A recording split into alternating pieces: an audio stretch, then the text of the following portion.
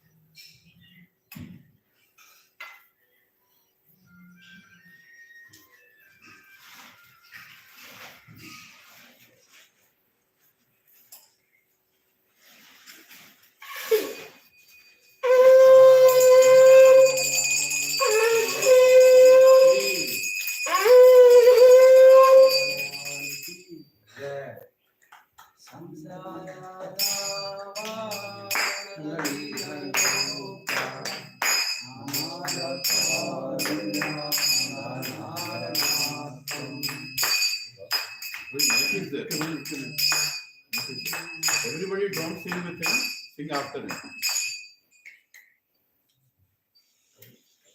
Follow the singer. Samsara Dhavanira Loka Pranaya Karunya Ganadanatam Samsara Dhavanira Loka Pranaya Karunya Ganadanatam Raptasya Kalyana Gunanavasya Vande Guru Shri Charanarvindam Raptasya Kalyana Gunanavasya Vande Guru Shri Charanarvindam Mahaprabhu Kirtanitra Gita Vanikramadhyad Manasavasena Mahaprabhu Kirtanitra Gita Vanikramadhyad Romanchakam Pashutarangabhalo Vande Guru Shri Charanarvindam Romanchakam Pashutarangabhalo Vande Guru Shri Charanarvindam Sri Vigrahara Nityagana Sundaratama Diya Bhajana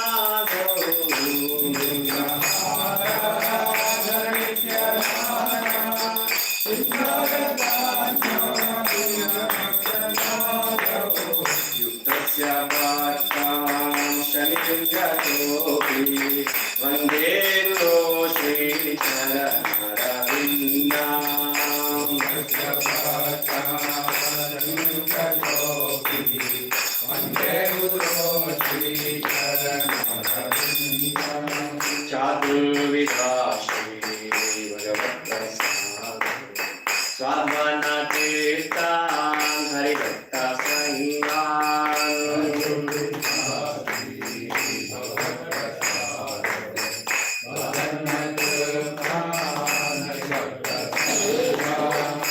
Saiva Tirthim Bhajata Sadaiva Vande Guru Shri Charanarvindam Saiva Tirthim Bhajata Sadaiva Vande Guru Shri Charanarvindam Shri Radhika Madhavayorapaya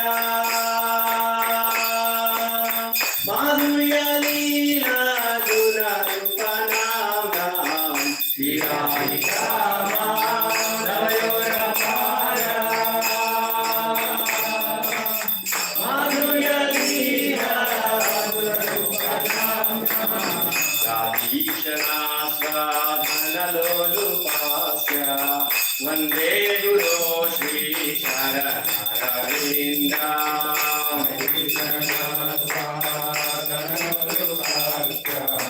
Vande Guru Shri Charanarvindam Nikunjayo Ratikeli Yayali Viryo भक्तिरपेक्षणीया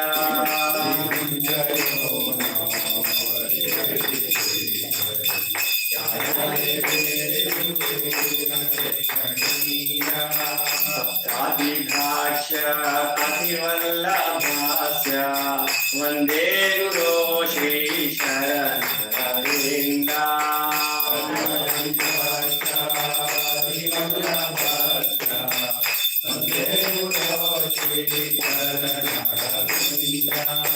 साक्षादीतेन समस्तशास्त्रे उक्तस्तथा भाव्यत एव साधिः समस्तशास्त्रे उक्तस्तथा भाव्यत एव साधिः किन्तु प्रभूया प्रिय एव तस्य वन्दे गुरो श्री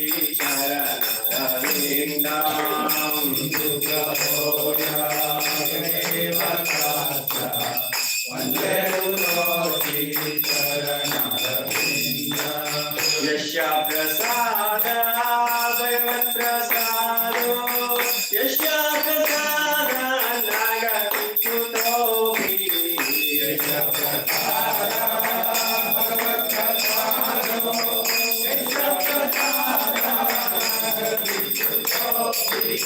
यायस्तु मां तस्याय श्रीसङ्गं वन्दे गुरो श्रीचरणरविन्दम्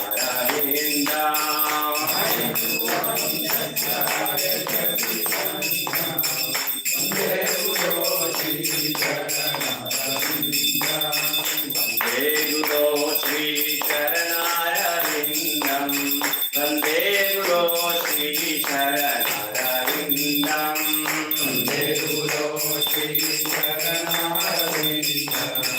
वन्दे गुरो श्रीचरणरविन्दम् वन्दे गुरो श्रीचरणरविन्दम् वन्दे गुरो श्रीचरणरविन्दम् वन्दे गुरो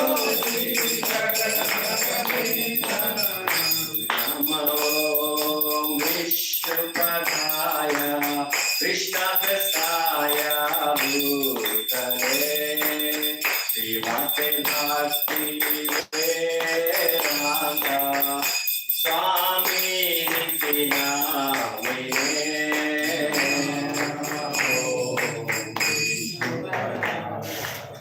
कृष्णप्रसाय भूतले श्रीमते भक्ति वेदांत स्वामी नित्य नामिने नमस्ते सरस्वती देवी गौरवाणी प्रचारिणे निर्विशेष शून्यवादी पाश्चात्यादेशकारिणे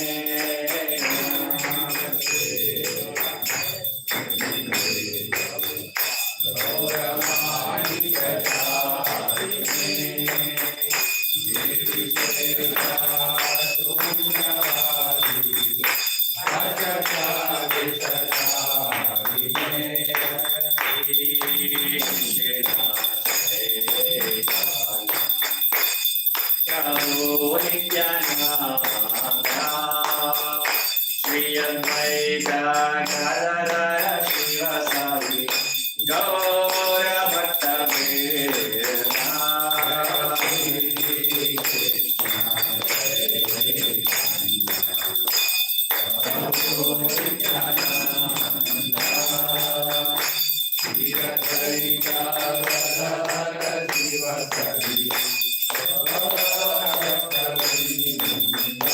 Jaya Sri Krishna Prabhu Nityananda Shri Advaita Gadadara Shiva Savi Gaura Bhatta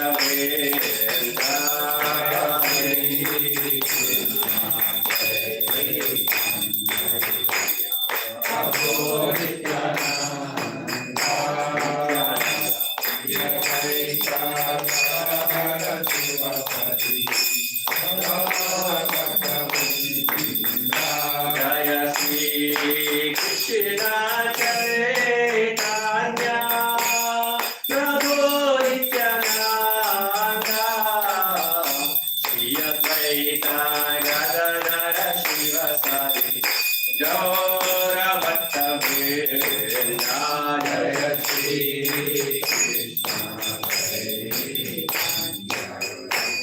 Prabhu Nityananda Shri Advaita Gadadhara Srivasadi Gaura Bhaktavrinda Hare Krishna Krishna Hare Hare Hare Rama Rama Rama Hare Hare Hare Krishna Krishna Krishna Hare Hare Hare Rama Rama Rama Hare Hare Hare Krishna Krishna Krishna Hare Hare Hare Rama Rama Rama Hare Hare Hare Krishna Krishna Krishna Hare Hare Hare Rama Rama Rama Hare Hare Hare Krishna Krishna Krishna Hare Hare Hare Rama Rama Rama Hare Hare Hare Krishna Krishna Krishna Hare Hare Hare Rama Rama Rama Hare Hare Hare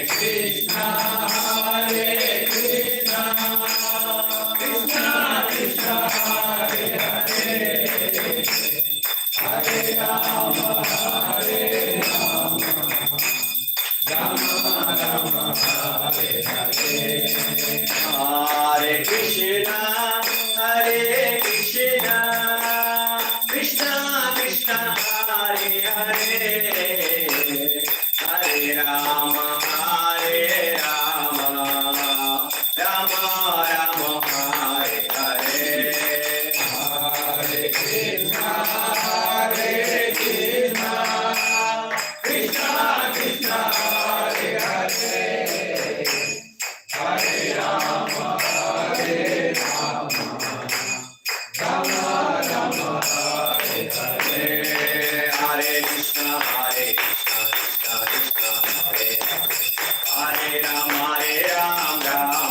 Krishna Krishna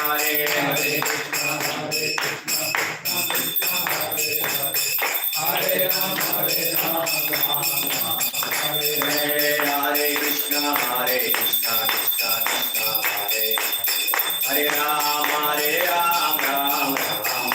Hare Hare Krishna Krishna Hare Hare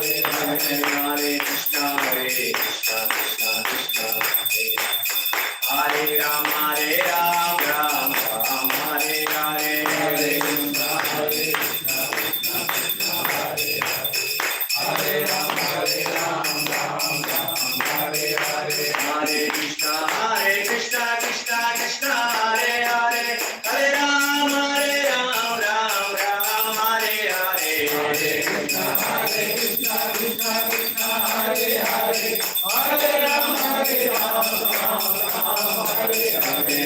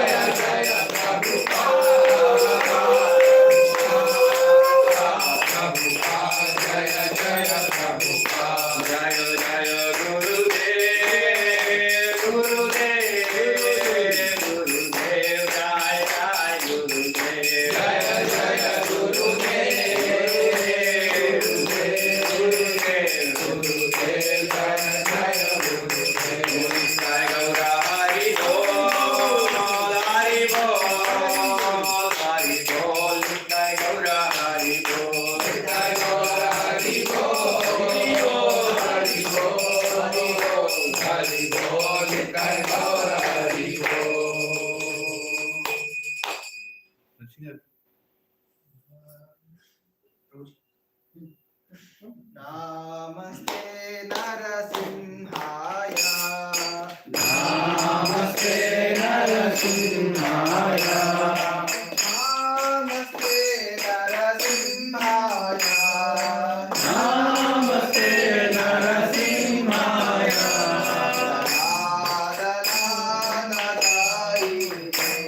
Prahlada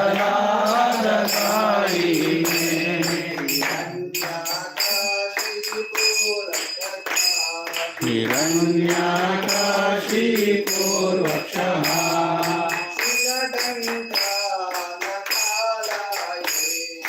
Shilakantanakalare Ito Narasimha Parato Narasimha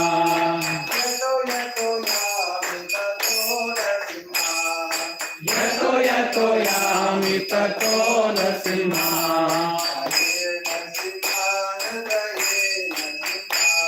Pade Narasimha Hridaye Narasimha Narasingha Mahim Sharanam Prapade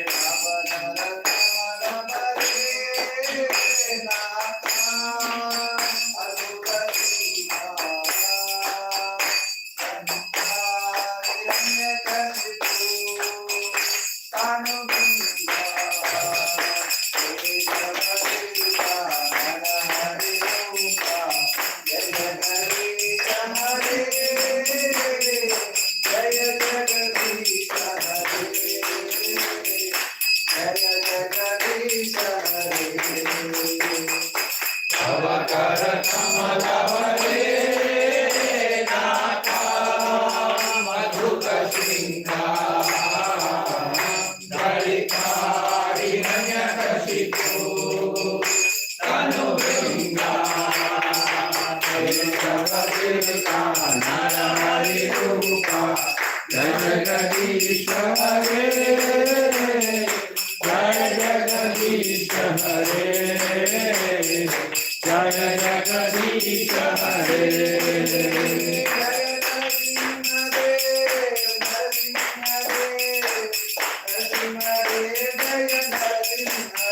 Jaya Narasimha Dev Narasimha Dev Narasimha Dev Jaya Narasimha Dev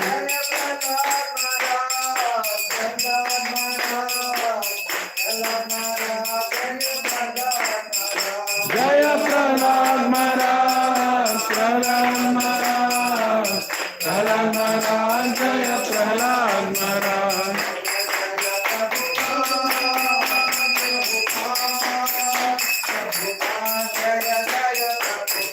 Jaya Jaya Prabhupada Prabhupada Prabhupada Jaya Jaya Prabhupada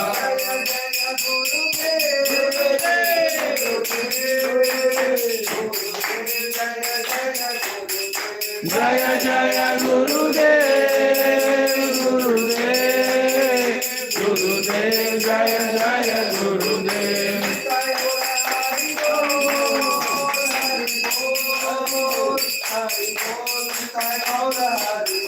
Nitai Gaura Hari Bol Hari Bol Hari Bol Nitai Gaura Hari Bol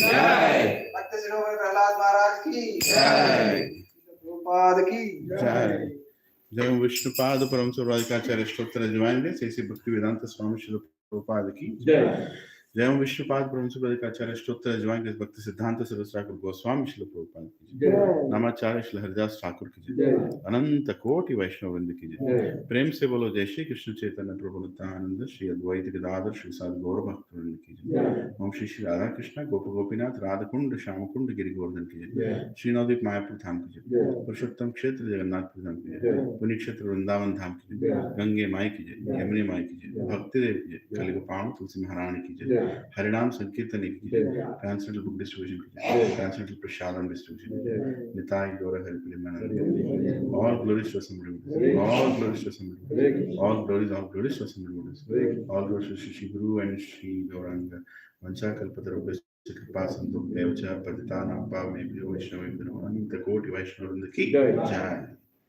Chito Darpanamarjanam Bhavamahadvavagni Nirvapanam Shreyakairiva Chandrikavataranam Nityavadhu Jeevanam Anandam Buddhivardhanam Pratipadam Purnamrita Swadanam Sarvatma Stapanam Param Vijayate Shri Krishna Sankirtanam Nam Namakari Bahuda Nija Sarva Shaktis Tatratipa Niyamita Smaranena Kala Etadrishi Tava Kripa Bhagavan Mamapi Durdaiva Midrisham Iha Jananuragaha Trinadapi Sulichena Tarorapi Sahishnuna Amananiya Manadena Kirtanaya Sadahari Nadanam Najanam Nasundarim Kavitam Vajagadisha Kamaye Mama Janmani Janmanishware Bhavatad Bhaktirahvaitaki Tvai Ainanda Danajakinkara Patidamam Vishame Bhavam Budhav Kripaya Tava Pada Pankasitadoli Sadarsham Vichintaya Nainam Galadashrudaraya Vadanam Gadgadaludhaya Gira Pulakirnichitam Upakada Tava Nama Grahane Bhavishyati Yugaitam Nimishena Chakshusha Pravarshaitam Shunyaitam Jagat Sarvam Govindam Virahe Name Shamapadaratam Pinastumam Adarshanan Marmahatam Karotuva Yathatata Vidhato Lampato Mat Prananatha Svevana Para Hare Krishna Krishna Krishna Hare Hare Hare Rama Rama Rama Hare Hare Hare Krishna Krishna Krishna Hare Hare Hare Rama Rama Hare Hare Hare Krishna Krishna Krishna Hare Hare Hare Rama Rama Hare Hare. Shastrakam prayers ki jai. 10 offenses to the holy name. To blaspheme the devotees who dedicated their lives for propagating the holy name of the Lord. To consider the names of demigods like Lord Shiva, Lord Brahma to be equal to and independent of the holy name of Lord Vishnu. To disobey the instructions of the spiritual master. To blaspheme in the Vedic literature and any Vedic literature in portions of the Vedic version. To consider the names of glories of chanting Hare Krishna to my imagination. To give some mundane interpretation of the holy name of the Lord. To commit sinful activities on the strength of chanting of the holy name of the Lord. To consider chanting of Hare Krishna as one of the auspicious ritualistic activities mentioned in the Vedas as karma kanda, fruitive activities. To instruct a faithless person of the glories of the holy name of the Lord. To not have complete faith on the chanting of the holy name of the Lord and to maintain some material attachment in spite of understanding so many instructions on this matter. It is also an offense to be inattentive while chanting. One should safeguard oneself against all these 10 offenses in order to make quick progress and achieve the goal of life. Krishna Prema. Srila Prabhupada ki. So we'll offer some water to Tulsi. We'll just start the Bhagavatam class. Yeah? No, ఇప్పుడు వద్దాము తర్వాత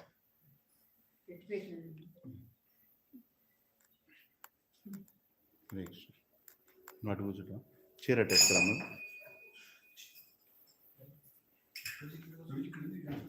యాసం అవసరం లేదు hardly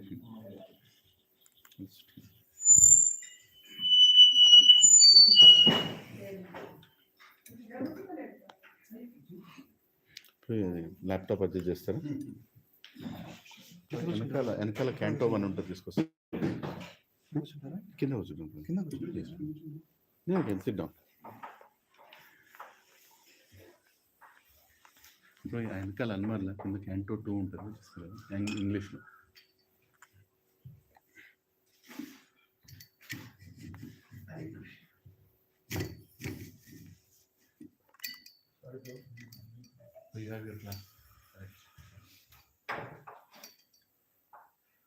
అంత దూరం పెడితే voice వెళ్ళదు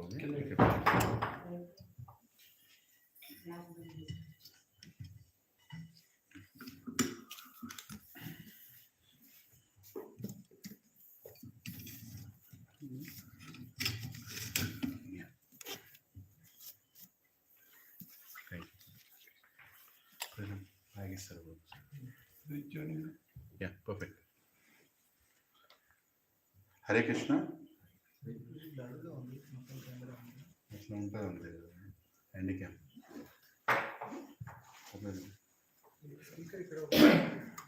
పర్లేదు ఉండి నేను మీకు వినబడుతుంది. వస్తుందేమో. Hare Krishna.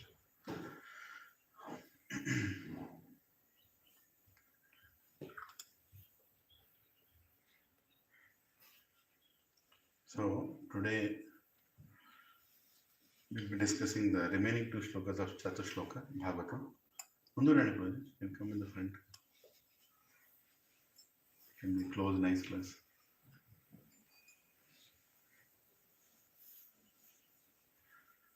Jai Radha Madhava Kunja Vihari, Jai Radha Madhava Kunja Vihari, Jai Radha Madhava Kunja Vihari, Jai Radha Madhava Kunja Vihari, Gopi Jana Vallabha Giridhari, Gopi Jana Vallabha Giridhari, Gopi Jana Vallabha Giridhari, Gopi Jana Vallabha Giridhari, Yashodanandana Brajajana Rindana, Yashodanandana Brajajana Rindana, Yashodanandana Brajajana Rindana, Yashodanandana Brajajana Rindana, Yamuna Tire Banachari, Yamuna Tira Banachari, Yamuna Tira Banachari, Yamuna Tira Banachari,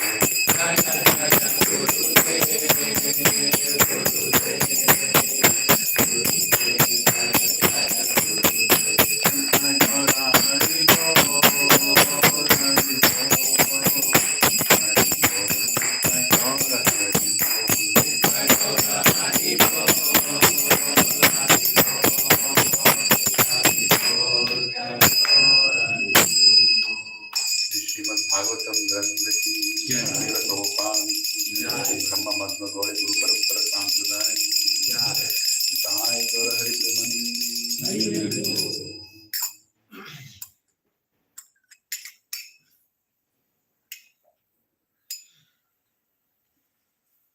Prabhu,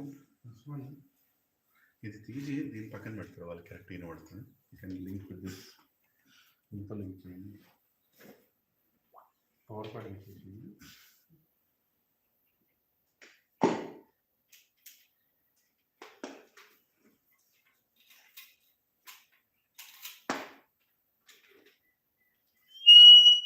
Yeah, that way they'll have a good.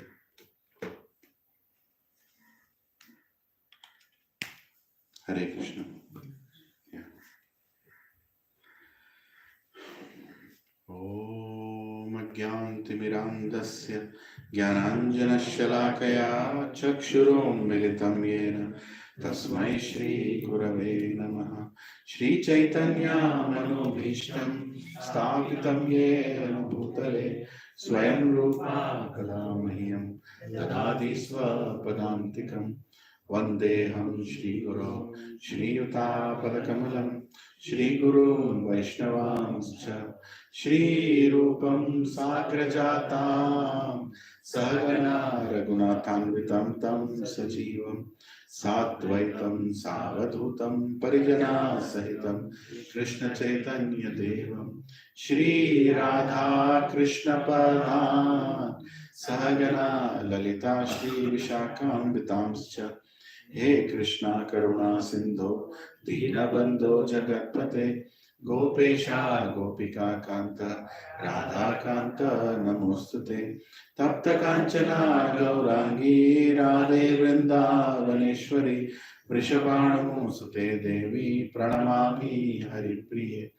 वाञ्छाकल्पतरुभ्यश्च कृपा सिन्धुभ्य एव च पतितानां पावनेभ्यो वैष्णवेभ्यो नमो नमः।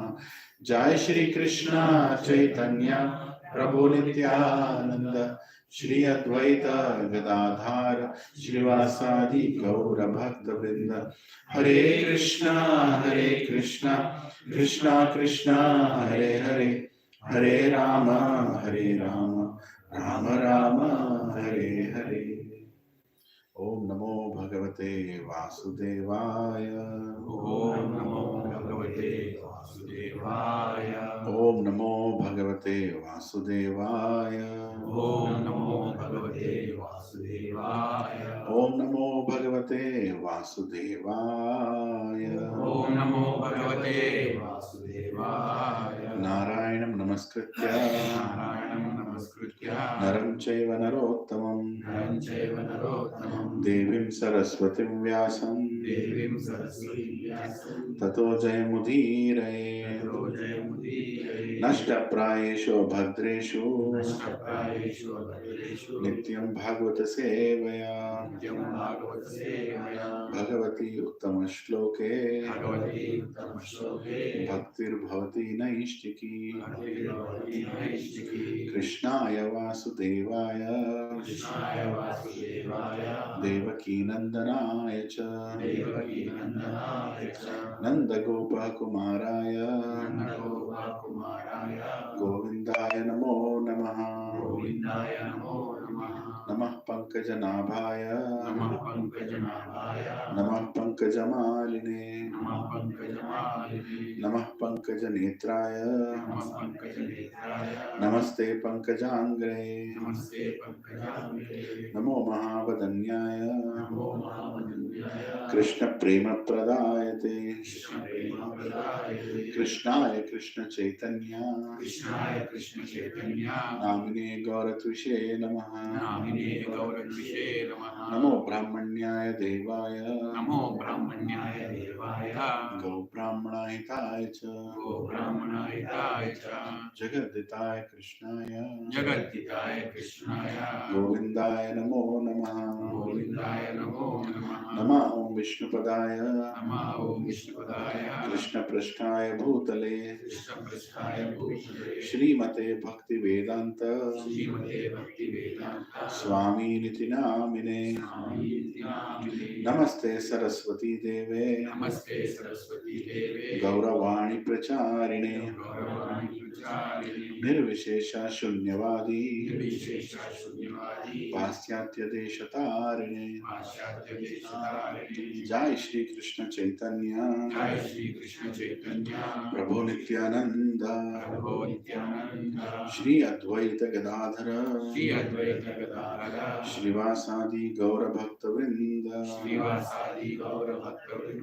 हरे कृष्णा कृष्णा कृष्णा हरे हरे हरे राम राम राम हरे हरे। कुं करोति वाचालं पंगुं लंघयते गिरिं यत्कृपः तमां वन्दे श्रीगुरो दीनतारिणं Shri परमानन्दमाधवं Shri Chaitanya ईश्वरम्। Om Pavitro Pavitro Va Sarvavastham Gatopi Va Yat Smaret Pundarikaksha Sabhyabhyantaram Suche Shri Vishnu Shri Vishnu Shri Vishnu. ఇప్పుడు ఒక్క పిల్లో చేస్తారు ఏదో ఒకటి గట్టిగా ఉంటుంది చూడండి pillow.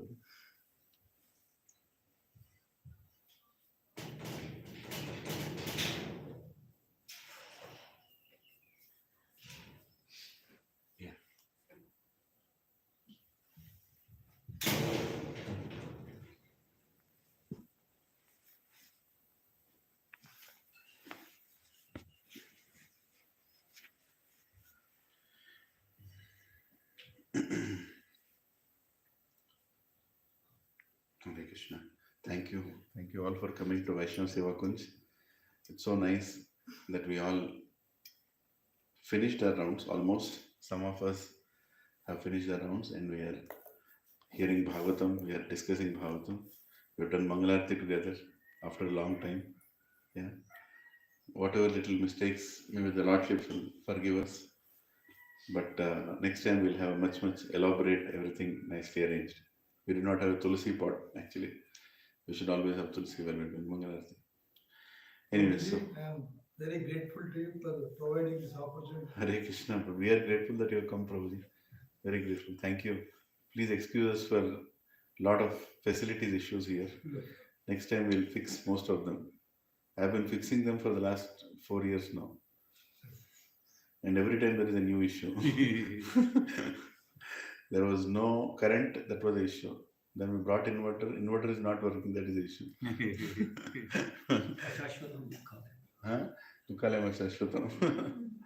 Hare Krishna. So, we were discussing Chatushloki Bhagavatam. Actually, these are very, very long purport verses. Second canto, 9th chapter. 9th chapter, 33 onwards. Yeah, 31, 32, 33 and 34. Yeah. No, from 33 onwards. 33, 34, 35, 36. So, 33, in this floor shloka, why is Lord Krishna speaking this? First of all, it's Brahmaji who inquired. Lot of questions Parikshit Maharaj asked Sukadeva Goswami, pretty much covering the entire Bhagavatam. All the questions, right from devotion to process of devotion to creation to everything he asked. Then instead of answering like always Sukadeva Goswami does, he refers to another conversation. In Parampara, we always refer to another conversation that happened, so authentic things come out. Probably Telugu class. Direct enough. Yeah. So, what do we say? Yeah. So Sukadeva Goswami also follows the same way of repeating what was already discussed. And this time he is discussing the conversation between Lord Brahma and Lord Shri Krishna himself. After Brahma sprouted out of a lotus, he came out. Then the questions he asked were very much the same questions that Parikshit Maharaj is asking Sukadeva Goswami. And again, the questions were about what is this creation? Who are you as a god? Who am I? What is the relationship? How to re-establish the relationship? What is the purpose of this material world? What are the energies of yours? What is my body? What is the difference with your body? What is the process to come back to the spiritual world? Everything. Yes. Then Supreme Lord Krishna answered all these questions in 4 verses. The amazing part of Lord Krishna, is he can summarize anything. He can expand anything, he can summarize anything. We discussed this last week elaborately, right? He's called, what is another name? Dhira Lalita, right? Dhira Lalita. Lalita means someone who can jokingly, in a very light mood, put forward a very complicated subject. Somebody who can, it will be very difficult to discuss, he can simply put it forward. That is one of the quality of Lord Shri Krishna. And he's Dhira, the one who is unmoved, completely in control of his words. So he could summarize the entire 18,000 shlokas of Bhagavatam into four shlokas. Into four. Then after that, Sukadeva Goswami starts explaining. Then after that, Brahma tells Narada that now you elaborate these four shlokas into everything that Vyasadeva needs to know. And Vyasadeva elaborated finally, and we got the entire 18,000 shlokas, right? But everything Lord Krishna had to speak, he spoke in these four shlokas. How do we understand this? First two shlokas we already discussed last week. I just read the translation. First shloka, that is second canto, 9th chapter, 33rd shloka, where Lord Krishna is telling Brahma, it is I, the personality of Godhead, who was existing before the creation, when there was nothing but myself, nor was there the material nature, the cause of this creation, and that which you see now is also I, the personality of Godhead, and after annihilation, what remains will also be I, the personality of Godhead. So here, Lord Krishna is explaining his tattva, his greatness, right? He's clearly putting forward that he is the Supreme Personality of Godhead. And he is going to be there, he was there, and he will be there forever. Last week we discussed that he is discussing mainly about material creation, not spiritual creation. Spiritual world always exists. Before, now, and later also. Krishna also always exists, before, now, and later also. Right? So here the supremacy is, there will never be a time he will not be there, and all of us are eternally going to be his servants. That is very, very clearly established. And Prabhupada starts the purport saying he's emphasizingly speaking himself. Because here he wants all of us to listen and understand that he is a supreme person. Though in the entire shloka nowhere a word Bhagwan is used, nowhere he says that I am Bhagwan. Like Aham Sarvasva Prabhavo, he is very clearly saying I am the supreme personality of Godhead. But here he is not even saying that. He is just saying Aham, Aham, Aham. I am before, I am now, I am later also. Still we have to understand that he is the supreme personality of Godhead. So second shloka, you can see the purport, huge purports. Yeah. The second shloka, he further says, whatever appears to be of any value, if it is without relation to me, has no reality. Know it as my illusionary energy, that reflection which appears to be in darkness. Here again, as I said, very complicated thing in a very funny way, reverse way is saying. He is not saying, you are coming from me, everything relates to me. He is saying, whatever doesn't relate to me is Maya. In a reverse way is telling, right? So here is saying, know it as my illusion energy, that reflection which appears to be darkness. So we have to see everything in relation to Krishna. That is what Bhagavatam explains us. If we don't see in relation to Krishna, that is Maya. Everything is Maya when there is no Krishna. And everything is Krishna where there is Krishna. It's as simple as that. Right? Now we are going to the next shloka, 33rd shloka.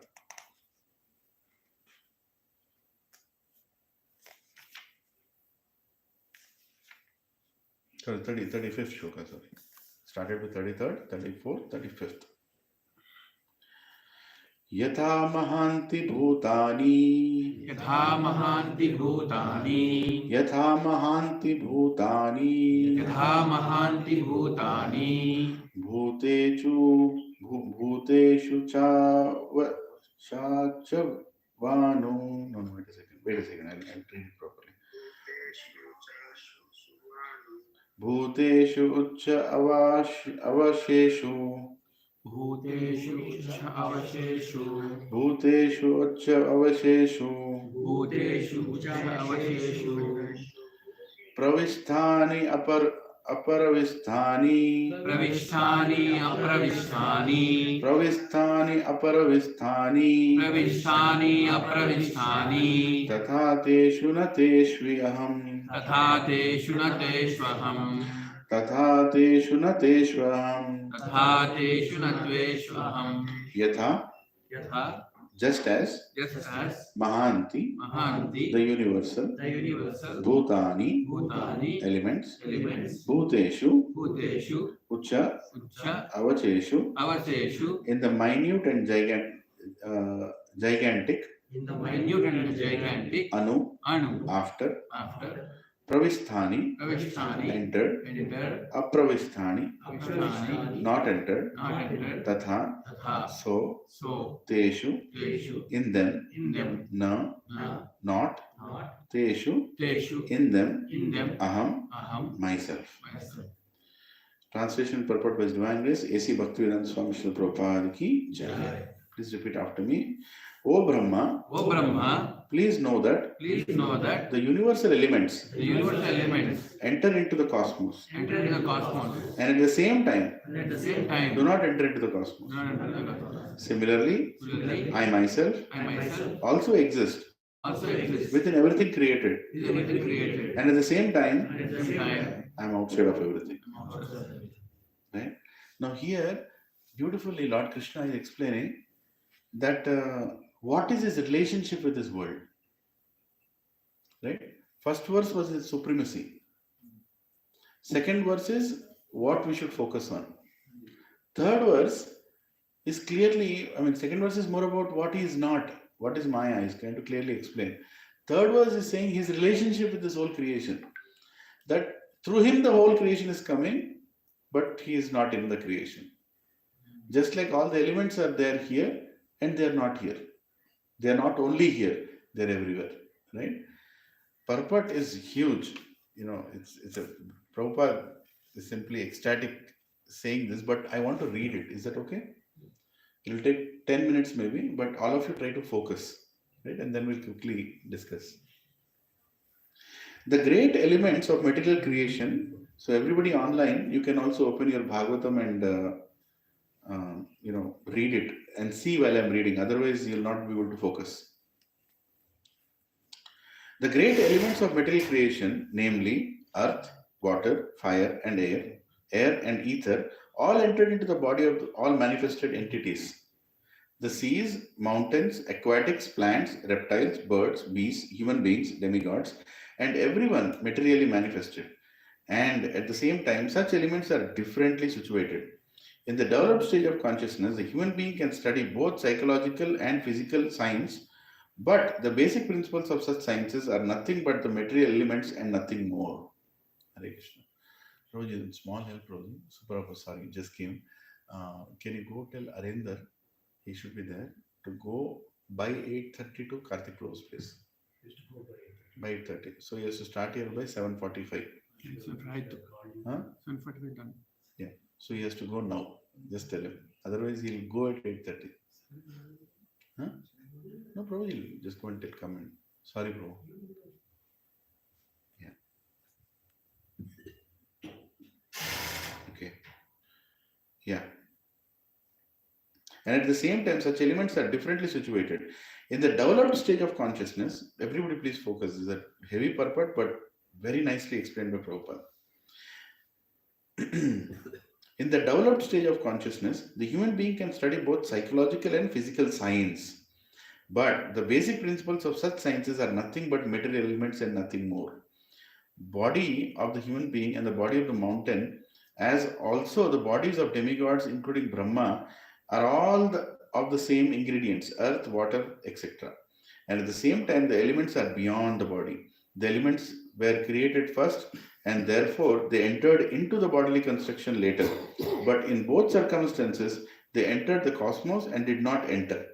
Similarly, the Supreme Lord, by his different energies, namely internal and external, is within everything in the manifested cosmos, and at the same time is outside of everything, situated in the kingdom of Vaikuntha Loka as described before.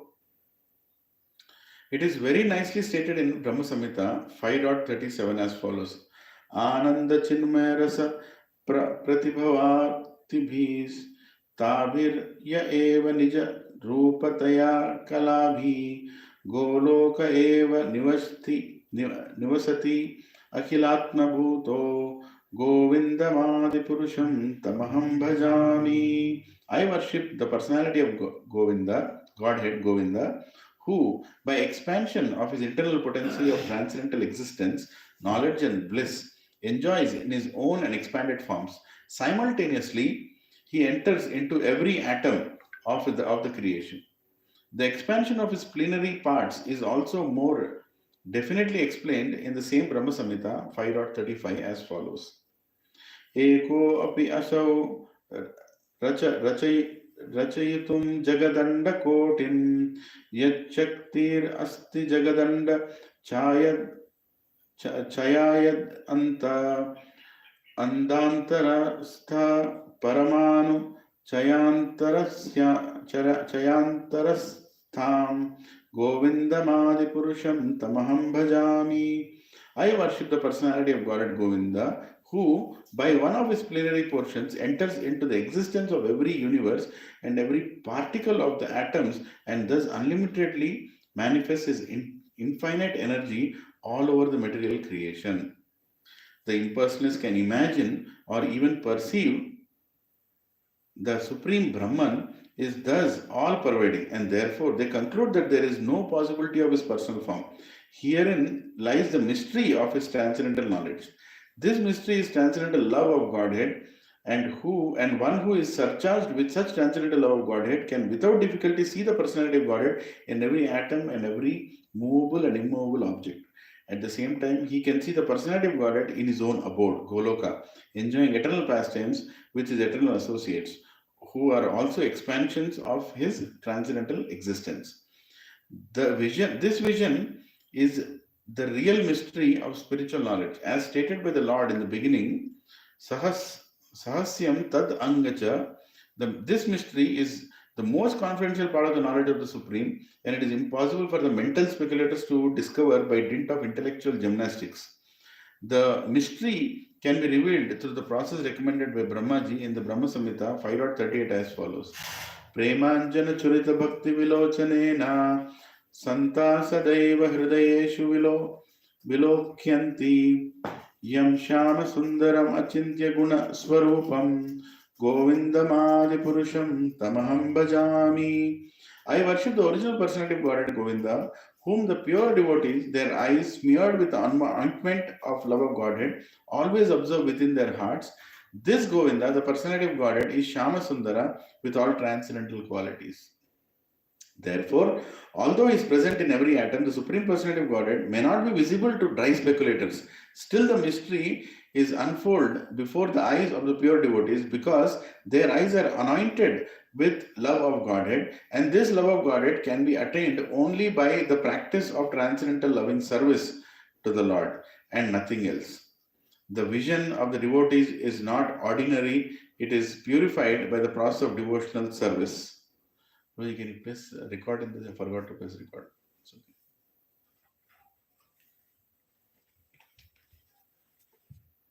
In other words, as the universal elements are both within and without, similarly the Lord's name, form, quality, pastimes, entourage, etc., as they are described in the revealed scriptures or as performed in the Vaikuntha Lokas, far, far beyond the material cosmic manifestation, are factually being televised in the heart of the devotee. The man with a forefront of knowledge cannot understand, although by material science one can see things far away by means of television. Actually, the spiritually developed person is able to have the television of the kingdom of God always reflected within his heart. That is the mystery of the knowledge of the personality of Godhead. The Lord can award anyone and everyone liberation, mukti, from the bondage of material existence, yet he rarely awards the privilege of love of Godhead as confirmed by Narada. Mukti dadati karhichit sma na bhakti yogam. This transcendental devotional service of the Lord is so wonderful that the occupation keeps the deserving devotee always wrapped in psychological activities without deviation from the absolute touch.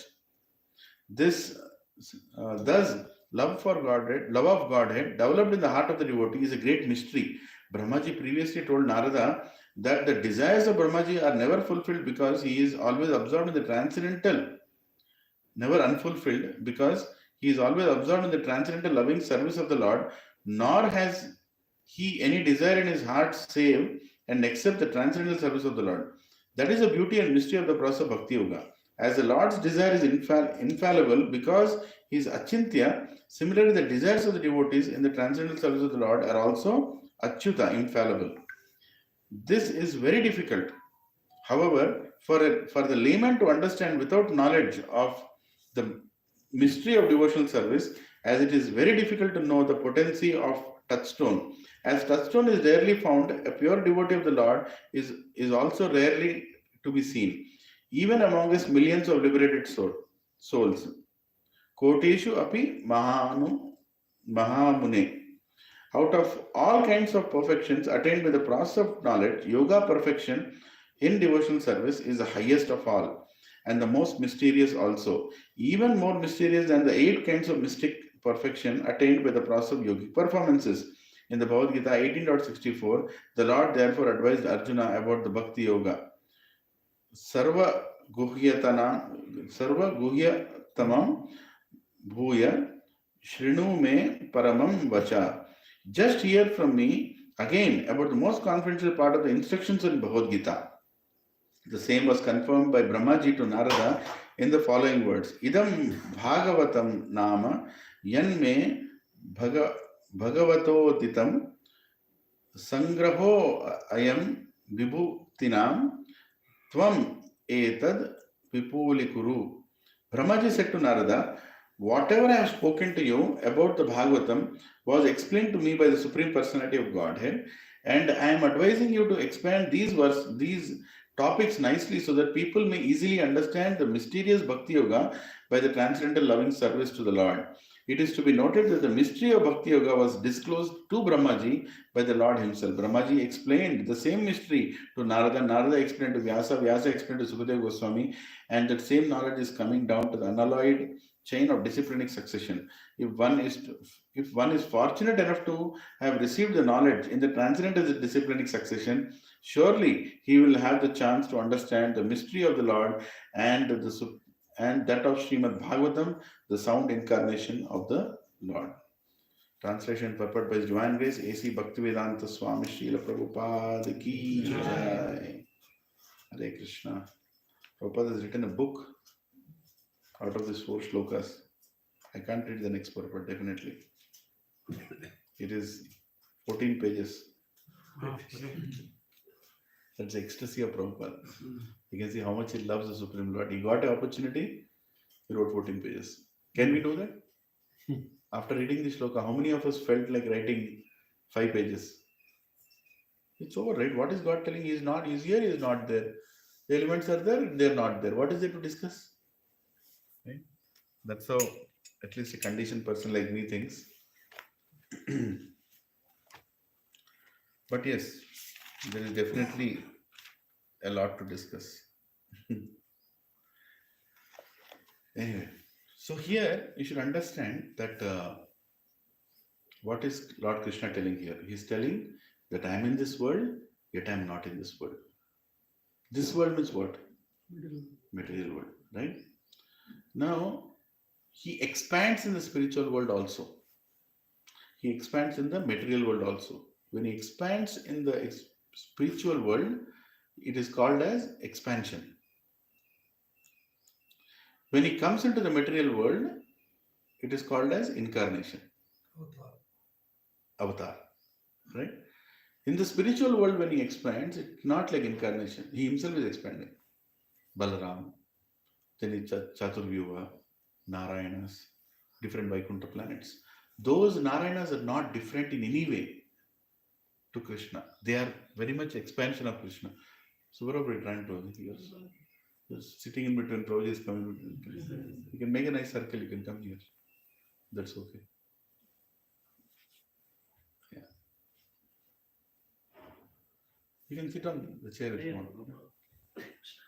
Yeah. So expansion and incarnation. You should understand the difference.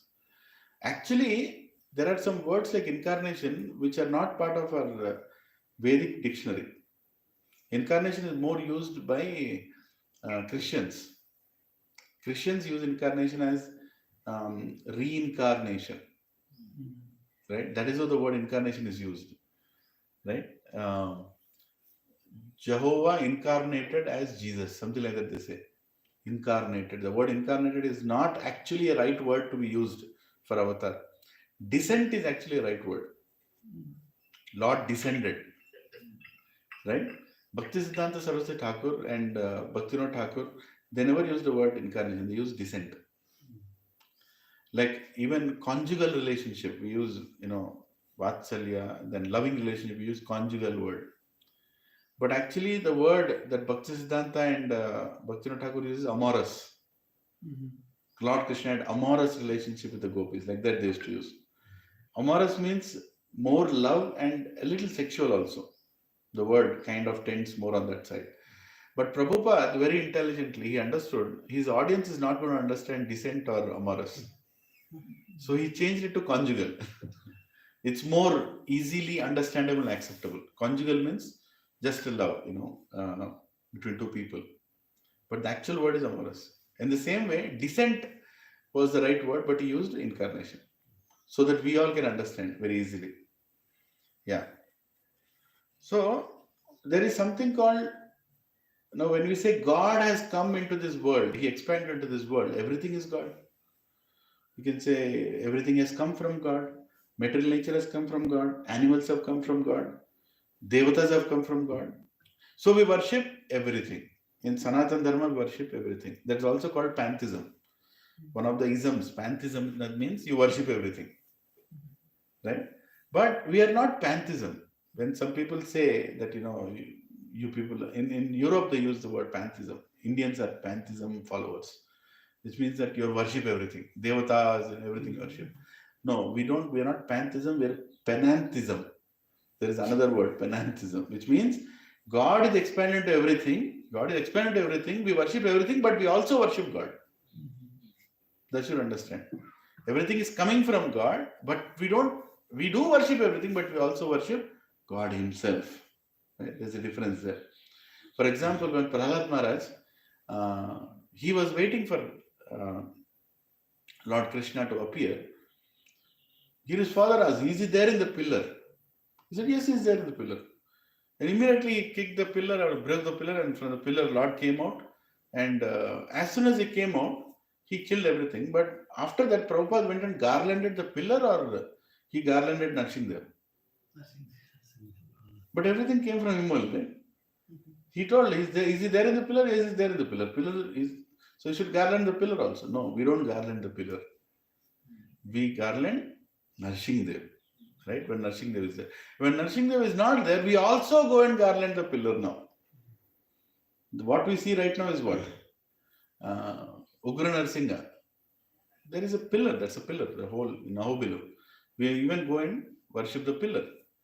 Right? So it's called panentheism, where we worship the expansion also, and the person from whom it expanded also. Both the things are understood. I don't know what's happening with the Zoom. I think it's coming back, don't worry. Yeah. So, did you all understand so far? Prabhuji, this conjugal and amorous, Yeah. there is a discussion on that subject. When he did Rasa Leela, he was having 7 years age. When he lifted Govardhana, 5 years age. At 7 years age, what type of sexual and this thing will be there? Unnecessarily that creates some confusion. For us, it will not be there. For him, it will be there. For us, we become young, we become old, and certain qualities come inside us. Certain qualities come inside us at a certain age. But for Krishna, he can be in a most loving mood even when he is 1 year old. There is a difference. That's the thing. Actually, what happens? We unknowingly compare ourselves with Krishna, and our sexual type. Even that. Why can't Krishna think about those matters when he is 1 day old? We cannot, but he can. Our consciousness is growing day after day, but Krishna's consciousness doesn't grow. It's always there. Right? He can think like an old man even when he is 1 day old. That's why he never becomes old, neither is he young. He's always that 16-year-old boy, is completely, everybody's in love with him, like that, in Goloka. Like yesterday, Bhagavan Prabhu was saying, in Goloka, he's always that, I think something is wrong with the, signal issues. So, Prabhu, you can ask them to go see in YouTube live. That's better. Huh? That will have problem, right? No, it's directly on Mumbai. From there. Yeah. You can send a message in that Gachibowli group that watch on YouTube live. That's easy. They may not be able to have question answers Zoom. Yeah. It's good if they don't have question answers. Yeah, anyway. So, yeah. So, Prabhuji, and there is nothing called sexual for God. If you really look at it, just for the sake of discussion, we are coming from Him. Everybody is coming from Him. You know, like you take your body and then you create something from it and it is yours. How can, the feeling of sexual also doesn't exist. It's more you're part of Him, right? There is nothing called male and female for God. Both are Him only. Everything's from Him only. Yeah. So anyway, so the point is, Lord expands and shows Himself to us in this material world. He shows Himself to us. In Bhagavad Gita He shows Himself. And in Bhagavad Gita it is called as Vishwarupa. Isn't it? In Bhagavad Gita called Lord has shown as Vishwarupa. All the elements and everything coming from Him. Arjuna asked, hey Supreme Lord, I want to see whatever He told. I want to see that form of yours. So He shows that. Whereas what He shows in Bhagavatam, 3 times or more He shows in Bhagavatam. That's called Virata Rupa. Now there is a difference between Virata Rupa and Vishwarupa. Right? Now in Bhagavad Gita, He reveals Himself. In Bhagavad Gita, He is revealing Himself. So Arjuna is actually seeing Him. He is not trying to speculate. When he says, oh, I am seeing so many coming out of your teeth, I am seeing so many arms, I am seeing millions of suns, he is actually seeing. So Krishna is revealing Himself through Vishwarupa. Right? Whereas in Bhagavatam, you will see in 2nd canto, Brahmaji talks about the Supreme Lord and His expansion. We already covered in some of the chapters. And then again in 5th canto also, he shows Himself in a little different way. To others. I mean, others are looking at Him and they're conceptualizing basically. They look at Him and say, oh, your leg looks like this, your hand looks like this, your backside looks like this, your head looks like this. This is all conceptualization. That is called Virata Rupa. It's not what God showed. It's what you have understood by seeing God. You understand? In Bhagavatam, it's all conceptualization of seeing God. That is the reason in 8th canto also He shows, there is like for example, Akrura in 10th canto looks at Krishna and Balaram in Vrindavan and he starts conceptualizing how Krishna looks like. Lord Brahma is conceptualizing in 2nd canto. 5th canto, somebody else is conceptualizing, looking at what they are looking at. That is the reason you will see in Bhagavatam sometimes you find contradictory statements. That Lord's back looks like this, it means this. Somebody else says it is ignorance, it is darkness. Somebody else says something else. So in Bhagavatam, we'll see every time Lord Krishna is being seen by devotees, they say different things. But what He showed in Bhagavad Gita is He revealed Himself. Vishwarup, that is different. Vishwarup is not shown in Bhagavatam. Vishwarup is shown in Bhagavad Gita. Actually, He wanted to show and He showed that. Of course, and then He says, this is only spark of a splendor. He says, Arjuna, why are you interested in all these things? This spark of a splendor. He says, you cannot see me, you cannot understand me, the unlimited me. Like that He speaks. So, if one wants to understand God, one has to understand God for His greatness and for His sweetness. Bhagavad Gita speaks about His greatness. Bhagavatam speaks about His sweetness. Right? Then only you can understand God. Otherwise you cannot. And that is why when He reveals Himself, only His devotees, like Prabhupada extendedly told in the purport, that love of Godhead cannot be understood by scientists. They can never understand. In these verses, we can discuss a lot about how science perceives versus how spirituality perceives. Very important to understand. So here, Prabhupada, the greatness of Prabhupada as compared to many other acharyas who have come in the past, Prabhupada not only showed the greatness, but he also showed the sweetness. Many people did not do that. If you see, oh, God is great, God is this, God is that, God is that, that is good. But the sweetness aspect is even greater than the greatness. Right? So he immediately joins it with Leelas and all that, and and then you fall in love with God. We basically fall in love with God. Yeah. So analyzing God, when Krishna says, I am in this universe, and yet I am not in this universe, there is something called Sankhya philosophy. Sankhya philosophy is like, you try to deconstruct. Sankhya means to deconstruct.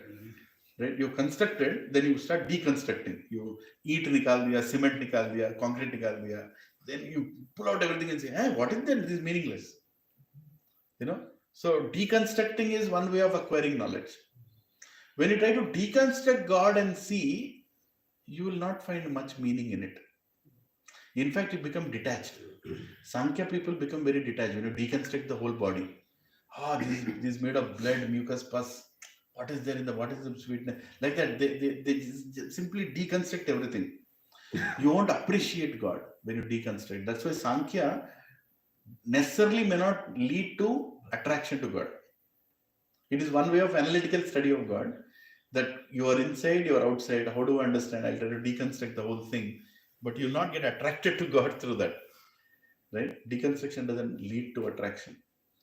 But the beauty of Prabhupada is he not only deconstructed the same Sankhya philosophy, he tried to prove, to appreciate the intelligence of God through Sankhya philosophy. So Prabhupada said, see how great is God. He has made so many things, and here is Sankhya, here is analysis. Now see the intelligence of God in making all this. So fall in love with God. Right? So his relationship with this world, Prabhupada is beautifully showing that he is coming into this world, yet he is different from the world, and see the greatness of him and see the sweetness of him. Right? Because science only goes into analytical way of looking at things. But spirituality goes into the emotional aspect, into the loving aspect. Like that. There is a lot actually. If you look at the elements itself, he says that the 5 elements are in this universe and they are not in this. How do you understand this? Now, is there fire in us? Is there fire in us? Yes. Where is it? Jatragni. No, not Jatragni. Hold your hands. Can't you feel the heat? Yes. So where is the fire? Everywhere. It's actually everywhere. Fire, through the form of heat, is everywhere. Right? Entire body is filled with fire. If it is not there, it will not be alive. Blood cannot flow. Right? Fire is everywhere. Yes, it is also in the stomach. It is also in the stomach. Different magnitude, right? And it is also expanded throughout the body. And there is fire outside also. Right? Fire is there inside also, fire is there outside also. So can I say the whole fire is inside me only? No. Can I say the fire is not inside me? No, then you will not exist if fire is not inside you. Right? So this is how when God is. Prabhupada explained beautifully with this fire example that fire is inside you, at the same time it's outside you. All the elements are like that. Have the elements created the material world? Yes. Where are the elements? Are they in the material world? No. They are outside the material world. Right? So, the way you look at it, if you see the Canto 5, in Canto 5 of Srimad Bhagavatam, from 15th chapter to 25th chapter, it's all about cosmos. Right? How the world is created. Where are we? Where is this planet? Where is that planet? What is the Jambudvipa? Where is that Dvipa? Oh, this, that, this, everything, the whole Goloka expansion is take you. 5th canto. But why the detail of 5th canto cosmos is given in Bhagavatam? Not to teach us cosmology. That is not the point. The point is to make us understand how the Lord's dharma is pervading the whole universe. How the dharma, whatever Krishna wants to rule and say and explain, how is it pervading the whole universe? How many dvipas it is going to? The purpose is that, right? The purpose of Bhagavatam The purpose of creation is to explain us how great is God and how He is all pervading. That's why He is in the universe and He is not in the universe. Both the ways you should understand that. Right? The purpose is not like, not like analytical study. For that matter, in Bhagavatam, many places, it starts with the Virata Rupa explanation. Then it gets into Sankhya philosophy, where detailed description of God is there. Then it goes into cosmos. After all this, from sixth canto onwards, avatars will start. Where he says, okay, here is my Sankhya, here is my cosmos. Now look at me. Now look at me. And then the perfection of avatars goes when he reaches Krishna. That is my perfect. That is my complete. That's my complete self. You can see me. Right? Before the drama comes, Narsinghadev comes, Vamana comes, so many expansions come. But the most important self is Krishna. He shows there. So I am part of this universe, but at the same time, this is my original self in the spiritual world. Like that he explains. So you should understand the purpose for which information is given. But scientists don't understand that. They will never see the purpose. They'll only see how. They'll never understand why. How the world is functioning. Scientists say, it is functioning, it is round, it is rotating. Why is it rotating? They don't know. Right? Some scientific minded people, when they read Bhagavatam also, they'll come out saying that the Bhagavatam is all technical detail. It's not technical detail. For example, if somebody has visited all ISKCON temples, say in the world, you have visited all ISKCON temples, you're very excited about you've been to all ISKCON temples, Europe also, Africa also, everywhere. Then you go to the map, then you go take a white paper and you draw 5 continents and you start putting a pin. Oh, in India I went here. In Europe I went here. In America I went here. You put all those pins. Can I say that he has drawn the world map? No. If you join all that pins, will the world map come out? No. But a foolish scientist will think like that. After studying, I think I should try to make something clear. It should look like a world map. It is the world map of ISKCON. Out of love it is made. The purpose is different. Why he wrote all this is to feel nice that my Srila Prabhupada has established Krishna everywhere. That is the purpose of it. He is necessarily not drawing a world map. You understanding? Necessarily, Bhagavatam is not speaking about Krishna and his energies. It is speaking about the love of Krishna. The purpose is different. And that is the reason Krishna himself is clarifying that you see me inside, but I am not that. I am myself also. And you can approach me in that way. You can approach me in that way. Are you all following? Is it too much? No, it is clear. Huh? It is Hare Krishna. little complex. Little complicated. I'm making it complicated. People talk about creation. They say, how do we explain does God exist in second SSR? We say he's a lawmaker, he's a creator. If there is a creation, there has to be a creator. If there is law, there has to be a lawmaker. Like that we go, right? Huh? Newton creating Newton. We give all that examples. So is Krishna a lawmaker? Yes, he is a lawmaker. Through his laws, the whole creation is working, isn't it? But is he bound by those laws? Is he bound by those laws? No, he is not bound. But his creation is bound. Are Devatas bound by his laws? Yes. Right? Does he interfere with those laws? He doesn't. He respects the people who follow that law. He doesn't interfere. That is the reason we all have karma. Whatever we have done in our past life, we all have karma. We have to pay for that karma. He will not interfere. Krishna will not interfere. Oh, Prabhu, I am getting this disease, I am getting that. He will not interfere. Yeah, you are getting it. But I am there for you. Don't worry, I am there for you. Just go through it. At the end, you will find me. I am waiting for you. You just go through it. He doesn't interfere. And that is the reason Prabhupada also says, first canto, 12th chapter, 12th verse. He talks about astrology. the statement is a little confusing because in SSR we were told by you that only Krishna can nullify. Yes. Yes. He does that. If he wants, he can do that. Now you are saying He doesn't interfere. He doesn't interfere for normal people. But as a devotee, when you go, he can interfere. But in general, he doesn't interfere. Actually, even for devotees also, he doesn't interfere. But he gives us a consciousness through which we can easily go after the karmas and come out. The way he interferes is, Prabhuji, for example, I was recently hearing from a very nice astrologer. He was telling me that our next 10 lives are already planned.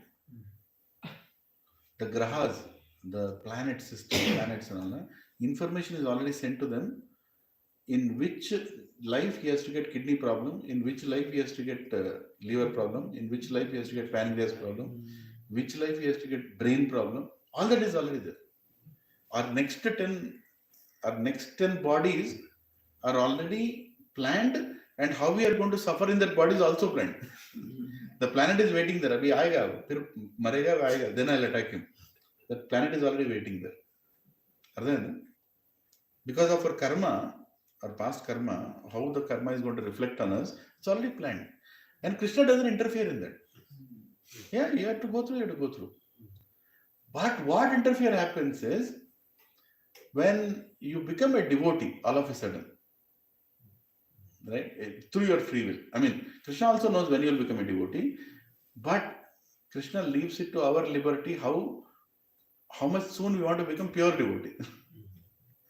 When you go towards that pure devotee aspect, then what Krishna will do is, he will reduce. Can somebody call Karthik? One of you. Yeah. So what he does that there is, your 10 lives that are already planned by all the planets for you to suffer will become one life. Suddenly this life you are supposed to go. Now just imagine all the planets. The planets are sitting there. Planet is a king. Each planet is headed by a king. The planet is sitting there. The planet is like, okay, isko another 200 years I have to attack this fellow. Suddenly a circular will come. This fellow is going in this life only. The planet is, hey, what is this? The plan was different. Right? Then what will he do? He'll immediately excise that now itself. So sometimes devotees go through extraordinary sufferings. Not ordinary people go through that. Right? Future great also, zoop, it will come here. But while the devotee is going through all that, Krishna will stand beside him and say, I am with you. Don't worry. I'll give the faith that I am with you. Don't worry. Actually, it tests the devotees whether even during sufferings he will remember God or not. Yes. See, that's the beauty. His laws are there in the creation, and the creation is working as per his laws. Krishna will not go and tell that planet, hey, he is my devotee, why are you putting that suffering now? He will not tell that. Because the planet person who is owning the planet also is a devotee of Krishna only. He is following the orders of Krishna. Are you all following? Complicated? Prabhuji, also it is told there are two types of karma, right? Prarabdha karma, sanchita karma. Sanchita karma, he cannot do anything. Prarabdha karma can remove. Prarabdha karma is with which your body is created. Is that right? What you bring into this body. What's the difference between those two? You accumulate. Sanchita karma is what is in the Prarabdha, Agami is also there. Agami. Sanchita is past, Prarabdha is present, and Agami is future. Future, whatever you're going to. Yeah. But either ways, understand one thing. When you come into devotion, then Krishna changes your astrological charts. Anything can be changed. He changed everything. He can change The anything. karma can be changed a little bit by doing this worship. But as he says that Sanchita karma, in the past. See, the pain is going to come. Let us understand this way. Pain is going to come. Whatever you've done in the past lives, 1,000 lives, billion lives, pain is going to come. Suffering is your choice. Krishna will change the suffering. As soon as Krishna comes into picture, your suffering will go down. Yeah. Her suffering completely went off. Pain was there. Nobody can say pain was not there. Father-in-law used to say Pain was there. that suppose as per your karma, accident has to happen. Yeah. It will happen. But because you are a devotee, with scratch you will escape. Instead of ice, Otherwise- you get a small scratch. Scratch. So accident will happen. But with scratch you will escape. But other people they will die also. So, I mean, understand one thing, that people who come towards devotion, Krishna takes care of them very nicely, but they cannot escape what they've already done. That will still come to them. But let it come now. What is the problem? Exactly. When you know that you are not this body, क्या कर लेगा तू मेरा? Right? Pandavas are What can you? Let it come. Let it come. Right? Pandavas, as an example, of course, they're pure devotees. They are traveling with the world to different planets, but through their example, they're showing. Did any one of us face what Pandavas have faced? Are any one of us ready to face? Pandavas and they suffered lots. Are you ready to face what Pandavas faced? At least now, can you? Anybody wants to volunteer? Nobody can dare to volunteer what they've gone through, right? With Krishna with them, but they were never in anxiety. They never asked Krishna, why? Why us? Why now? Why again? They never asked. Like, okay, Krishna, you are there, no problem. So are all the pure devotees. So Krishna doesn't interfere. Understand this very clearly.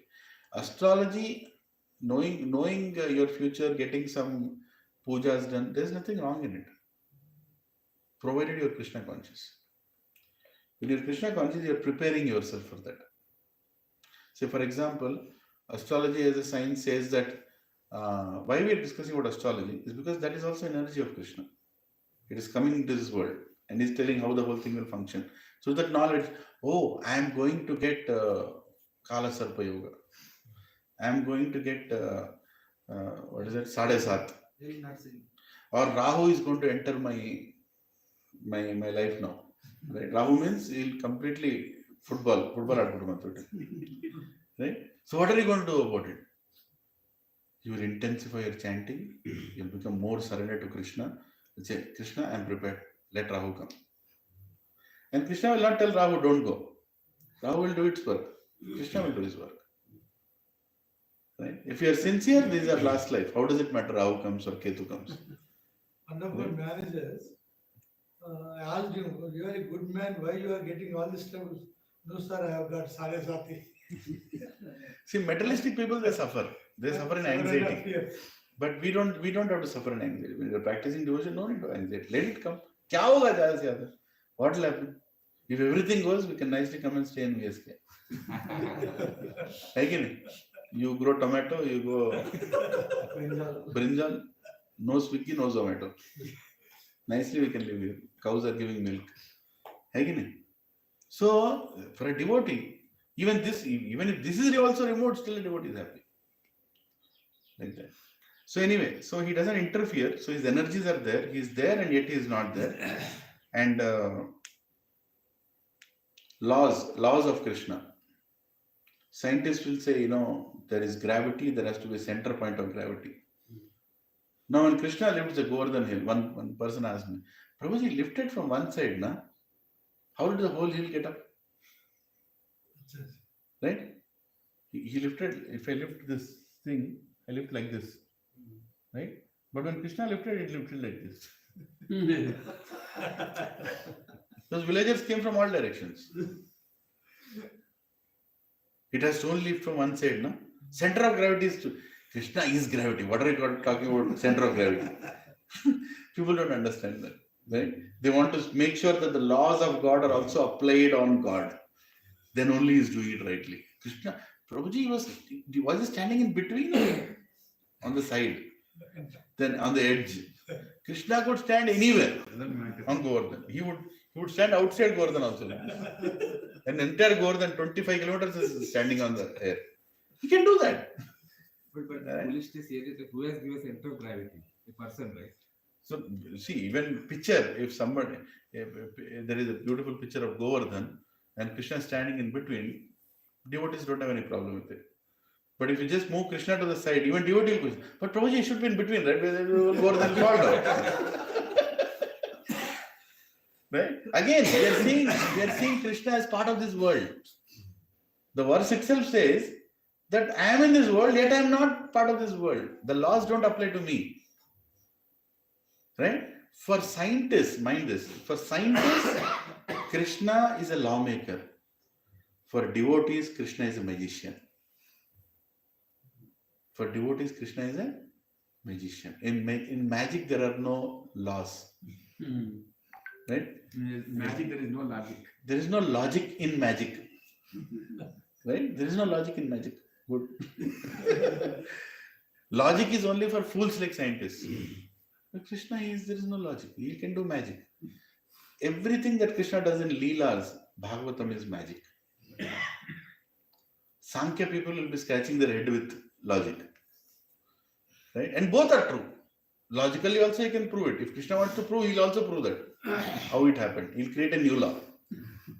Right? New law. And the law will work. So to describe, now to end this verse, to describe the world, you cannot describe through science. You cannot describe through analysis of God, how he enters, how he leaves. You cannot. If you try to describe God through your Sankhya philosophy of deconstructing everything, you will find that there is nothing. At the end of the day, you'll see there is nothing. See, how does the Big Bang theory, that fool wrote that theory? There was nothing. Huh? Then something came from nothing. And that something did nothing. Huh? And that nothing became everything. I mean, you can keep writing this, something came from nothing, nothing became everything, nothing and everything also means nothing. There is no thing. Right? Meaningless. Whereas if you put Krishna there, if you just put Krishna into that equation, everything comes from Krishna. How logical it is? They don't accept God. They don't want to accept God. That is the reason Krishna in the third verse is very clearly saying that I am part of this world, I am in this world, yet I am not part of this world. My energies are also in this world, yet they are not part of this world. Understand? His relationship with this world is explaining. So whenever you look at Krishna, don't look at him like another person, like us. He's not another person like us. He's a supreme person. But the problem is, day after day, as the days are passing, it's very difficult for us to understand God. It's becoming more and more difficult to understand God. Why? Because we are too much in touch with artificial realities. Right? It's very difficult. For example, I was sharing that with Subbarao recently when I went to his home. I wanted to go to his house. I thought after doing my morning walk, I'll go. Then I said, why don't I just walk? So I just walked from my home to his home. 5 kilometers, right? In between, I was nowhere. Whether I should go back or go forward. Legs started aching after 2.5 kilometers. So anyway, the point is, now, yesterday, when I was coming in Praveen Prabhu's car, it was going this side, I was actually appreciating the distance. You will never appreciate the distance when you're in the car. Right? You walk from here, from VSK to your home, if you dare to. You'll appreciate, my God, how far it is. Even at home, you can walk to the road, main road. Main road, yeah. You go and, what is the time? 8:30. 8:30, okay, we have time for the next verse. So, you go see a big building. The building you said Greengrass that they're building, a huge one. For our, that is Empire State for us. So you see that building and like, how big it is. But if you just go to the building, take the lift and go up. Take the steps. Right? You are so much in touch with artificial reality, you can understand the massiveness, the greatness of God. It goes away. The ability to see, appreciate, God is the biggest. Biggest? What is it? Biggest. What? You don't know what is big because you're not seeing anything big. You don't know what is distance. You don't know what is,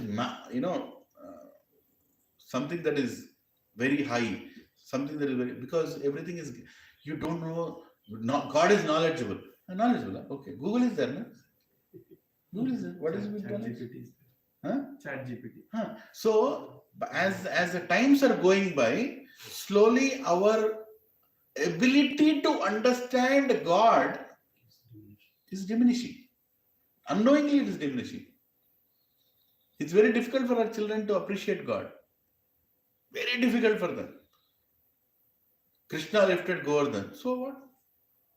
Because you have not seen Govardhan, you have not circumambulated Govardhan. If you circumambulate Govardhan, మా ఎందుకు ప్రభు ఎప్పుడు వస్తుంది ప్రభు ఇంకా రాలేదు ప్రభుజీ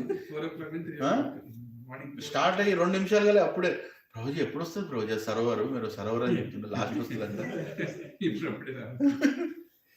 ఉద్దవకుండా అని అందరూ ecstasy వచ్చేస్తుంది ఉద్దవకుండా వచ్చిందంటే నెక్స్ట్ కుసుమ్ సరోవర్ వచ్చిందంటే Haribol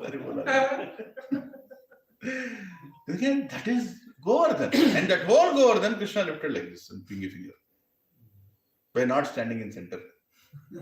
He lifted it. Everybody, whole village came and stood under it. How do you understand this? You cannot understand because it's too much. Just like we circumambulate Govardhan and those rickshaws, you don't understand Govardhan.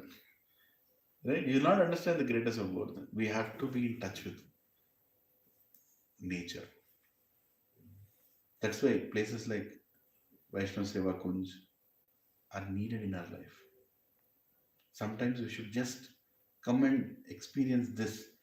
Sit on the ground, on the soil, touch the plants, experience the sun, experience the heat, experience the cold, experience nature.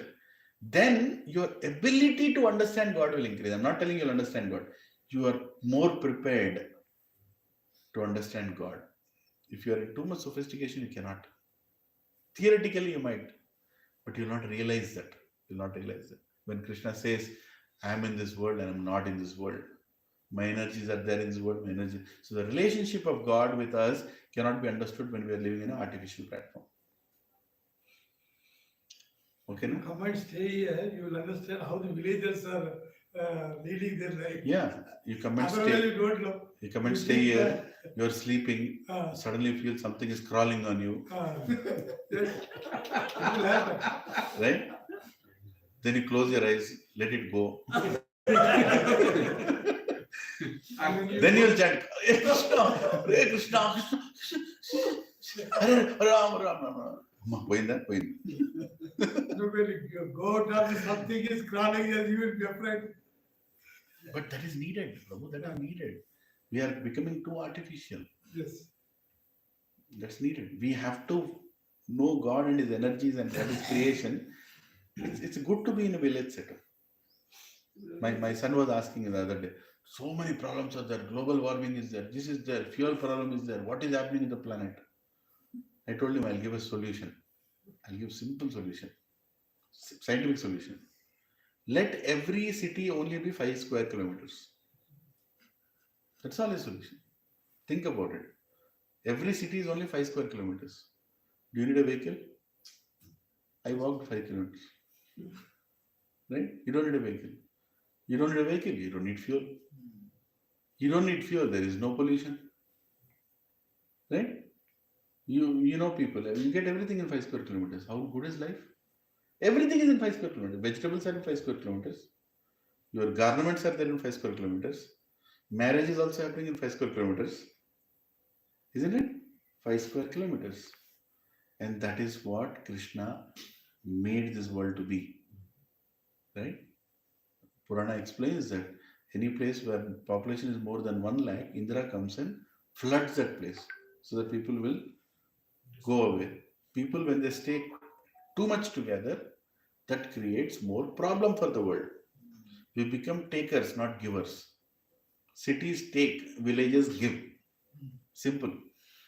Right? So the naturality is gone. So how will you understand God?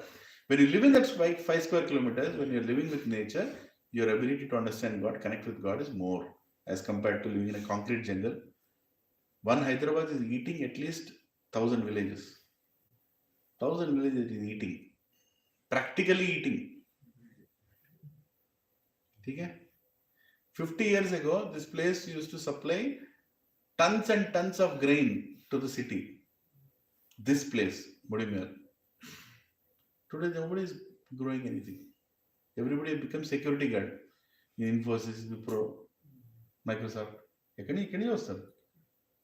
The high-rise building has to survive means a slum has to be built. Slum has to be built there. That's how it is, unfortunately. Anyway, that's not the topic. So, you understood this verse? I'll again read the translation once. O Brahma, please know that the universal elements enter into the cosmos and at the same time do not enter into the cosmos. Similarly, I myself exist within the everything created and at the same time I am outside everything.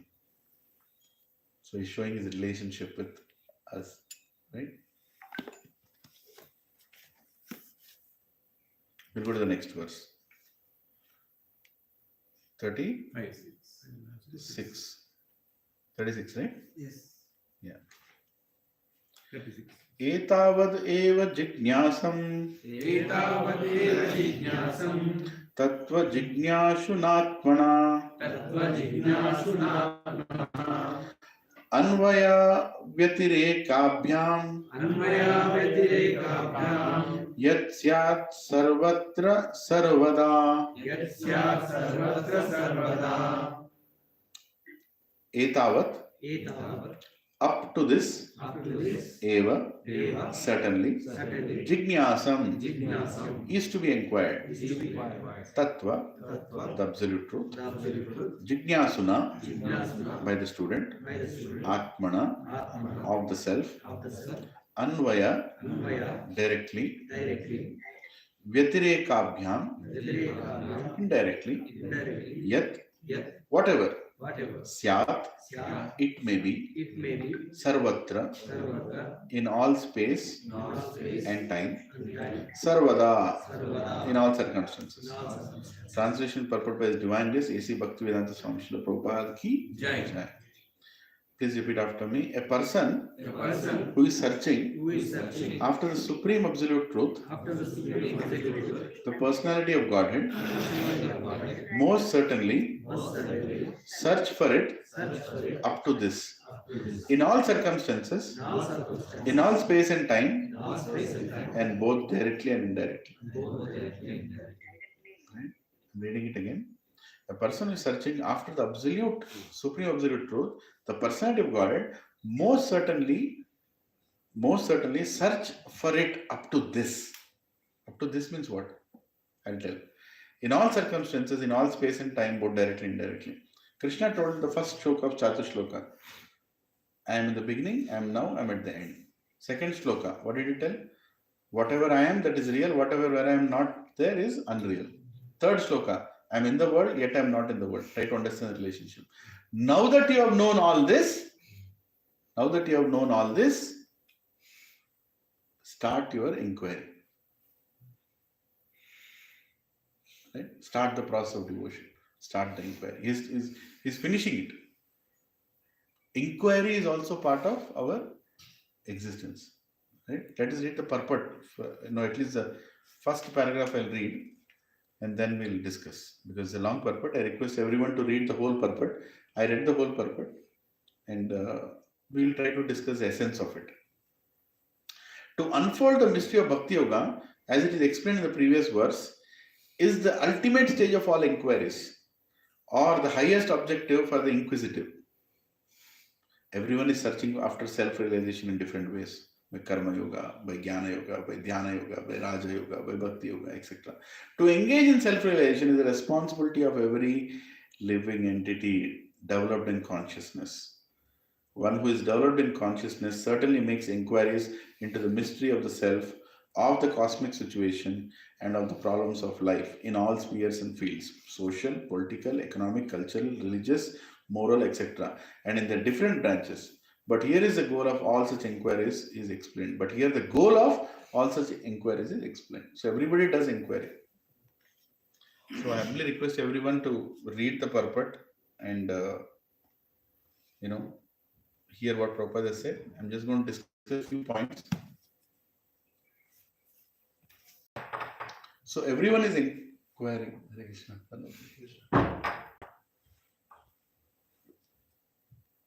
Prabhu, we are discussing Chatushloka Bhagavatam. So you want to add, please? No. Anytime, Prabhu. Yes. This guy is Balgand Prabhu ki. Prabhuji was the one who taught me philosophy. I'm so grateful. Always will remain grateful. No, really. I attended my class. You remember? You told me what is Maya, what is not Maya. Just now we were discussing that. So, in this final shloka of Chatushloki, Lord Krishna is talking what? What did he just say? Inquiry. All inquiries should ultimately conclude in me. Conclude in me. Now is the time to inquire. And all the inquiries have to conclude in me. To inquire is a nature of a living entity. Right? But the problem is, animals and human beings, today in Kali Yuga, they're inquiring about the same thing. Right? We know that famous shloka. What is it?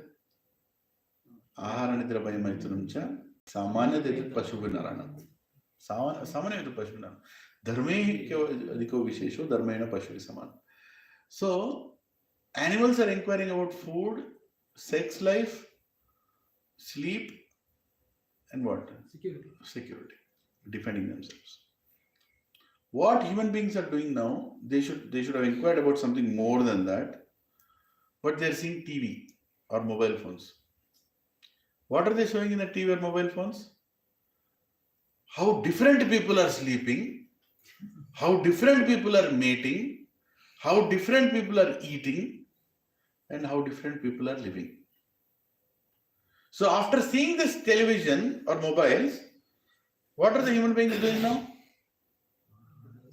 What is their inquiry changed to? How I can also mate like him, how I can also eat like him, how I can also sleep like him, how I can also live like him.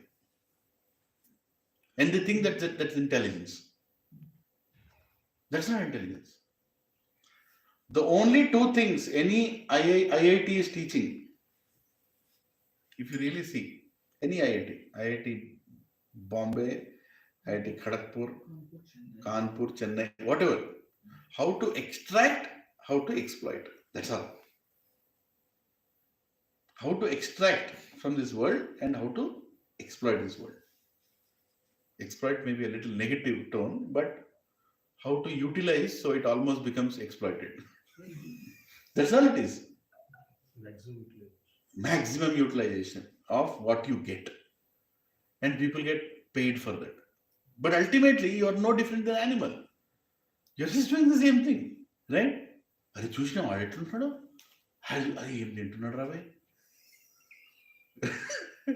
right? Or you go to pornography site. Oh, how they are doing sex? Oh, this way also, that way also, I'll also do. You'll become monkey next life. That's all. You want to do this way, that way? That's all. How have you seen how worms have sex? Right? In a stool. That also you wanted. That also you'll get. You're being shown how these four activities can be done in different ways. Different ways. Right? Your recognition of who you are also is gone almost now. Have you seen the latest fashion? Men are wearing saris. You not seen? Go to Bombay. You not seen? Hare Krishna, blouse and sari. Yeah, Seriously? Really? Yeah.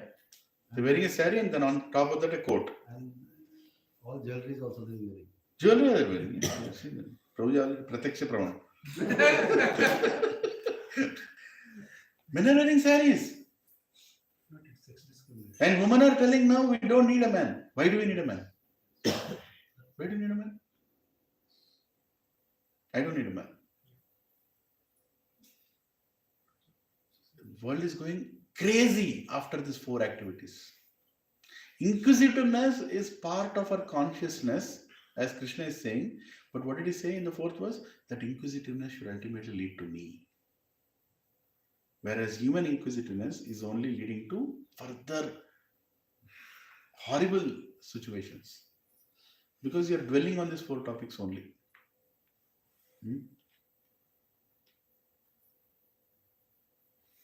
Does Vedas force you to accept or does it allow you to inquisitively ask?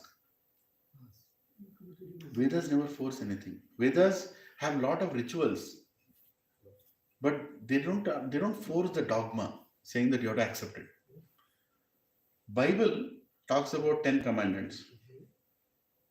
Quran talks about commandments. How this do. Bhagavad Gita talks about choices and consequences. What a beauty, right? Entire Veda talks about choices and its consequences. But who has to make that choice? We have to make that choice. We have to inquire what the choices are, and we have to understand what the consequences are, and we have to make that choice. That makes our life. Vedas never force anyone. Sanatana Dharma never forces anyone.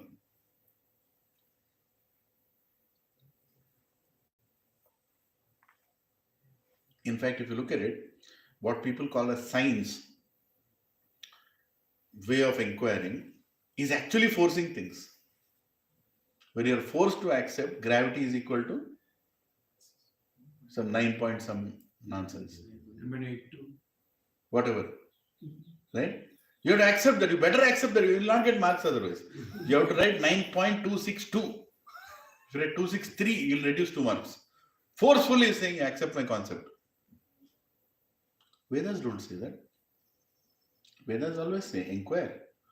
Inquire, see the choices, and make your choices. And then you face the consequences.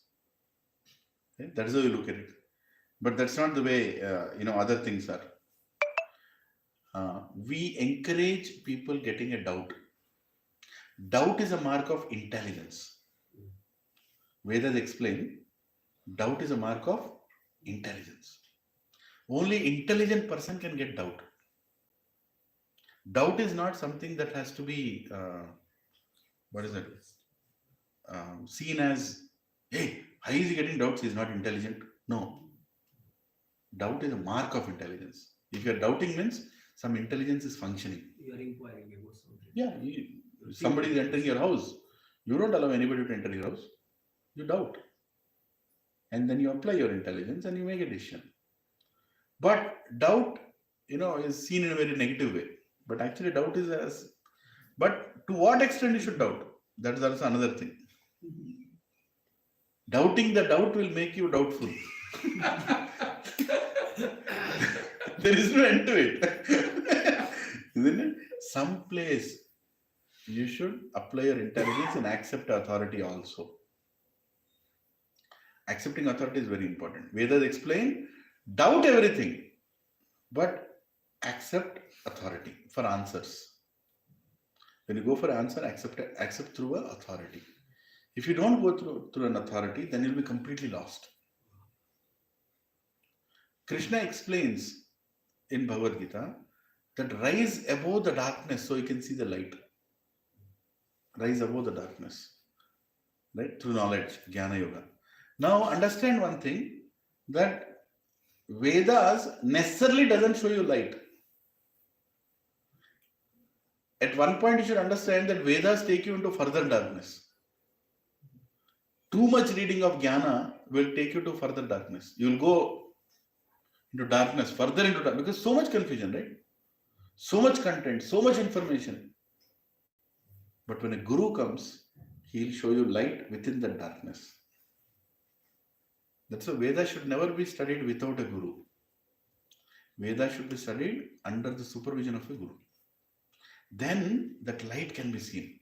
Otherwise, your dwelling into Vedas will only be an intellectual entertainment, and you keep going and going and going and going and going, and you're further and further going into the dark well. You feel that you're getting knowledge, but the knowledge is only pushing you down and down and down and down and down.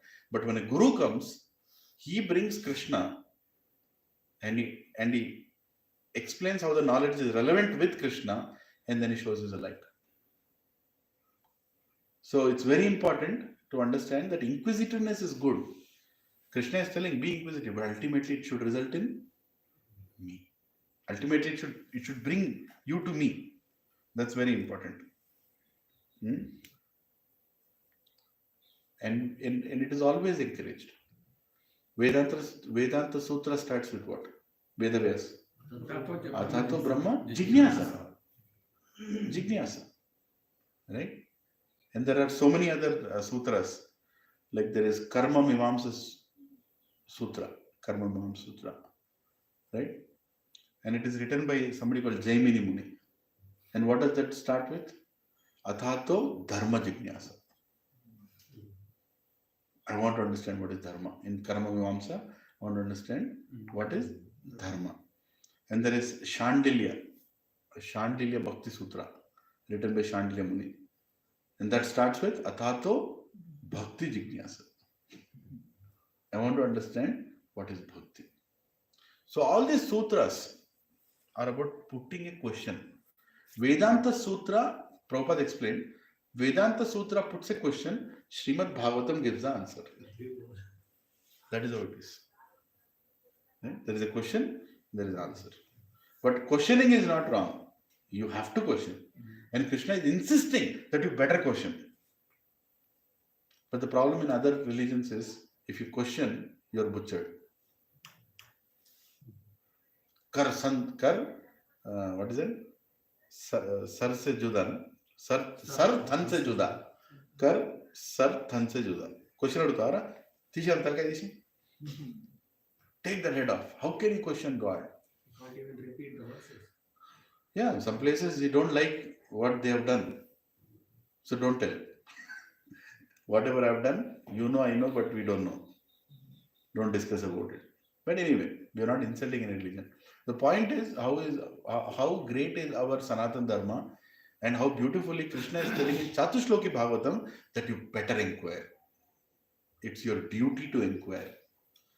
Inquire directly, inquire indirectly. Inquire through spirituality, inquire through science. But don't stop inquiring, and that inquiry should ultimately come to me. Ultimately, it should come towards me. You should understand me through that inquiry. There is a Prabhuji. Can you stop for a minute? Yeah, you can add. How powerful is Sanatana Dharma? Okay. The greatness of Sanatana Dharma. I'll take it. Yeah. Cannot be just 1 minute. Yeah. Share. Yesterday we were coming in the car, right? Yeah. Good. The driver is driving. Push it down. Yeah. Perfect. I don't know. Okay. So driver. Oh. And I was thinking. No, wait. No. Just 1 minute. 1 minute. Everybody should listen. Just here. So you said 5 minutes, please. No, it's very connecting actually. Yesterday. Hare Krishna. So, the driver is driving. We are all how many? We are 4 or 5. 7 people are sitting. Okay.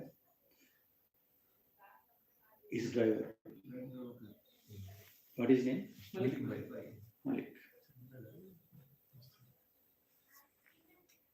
We were all speaking in Hindi for him, just for him. Urdu or whatever. Where he can understand. Where he can speak Telugu for all of us. 7 of us there. He has to adjust for us, but we adjusted for him. Today, Sanatana Dharma Kavatti, so many religions are living in this country. Yeah. The adjustment is there. Anybody can live. Anybody can be adjusted. But the other religions, they don't adjust. As Prabhu said, do like this, that's it, you have to do like this. That is the greatness of Sanatana Dharma. I was thinking about it. Why? We can force him, but no. And consequently, what happened? That has taken as our weakness. Our goodness has become as our weakness. But taken advantage. Everybody is exploiting that goodness. So we don't tolerate that anymore. Don't be good. So much goodness is not needed. We have to come out. So many people are, sacrificing their lives to propagate that. So it's connected. So that Sanatana Dharma, such a wonderful, is so fortunate being part of Sanatana Dharma and practicing. It is there in our blood. Today, all of a sudden, you change yourself. No, it won't happen. Yesterday, somebody sent me a post. Shagan Kodishwar. Any heard? Anybody heard? Yes. I posted that in. You heard that? Huh? Kodishwar was supporting Islam. Islam is a good religion. There are so many sadhus in that. There are gurus in that. There are no sadhus, there are no gurus. Right? Somebody killing the cow and eating nicely, happily. Will there be any good? How can you say somebody? There are some good people in Islam also. And how can you say that? Prove it. What is good? According to your understanding, what is good? Right? Killing left and right, cutting the throats of the people is good, huh? So, very unfortunate. So people are Shagan Kodishwar. The point is Shagan Kodishwar. And if I want, I can play it here. Where? And one guy, one Prabhuji, he nicely Replied. did that. Refuted them? Yeah, he repeated that. We cannot accept this. He requested, my dear sir, please don't do this. Comments he wrote, is it? No. Shagan Kodishwar says that Islam also has sadhus and very good gurus.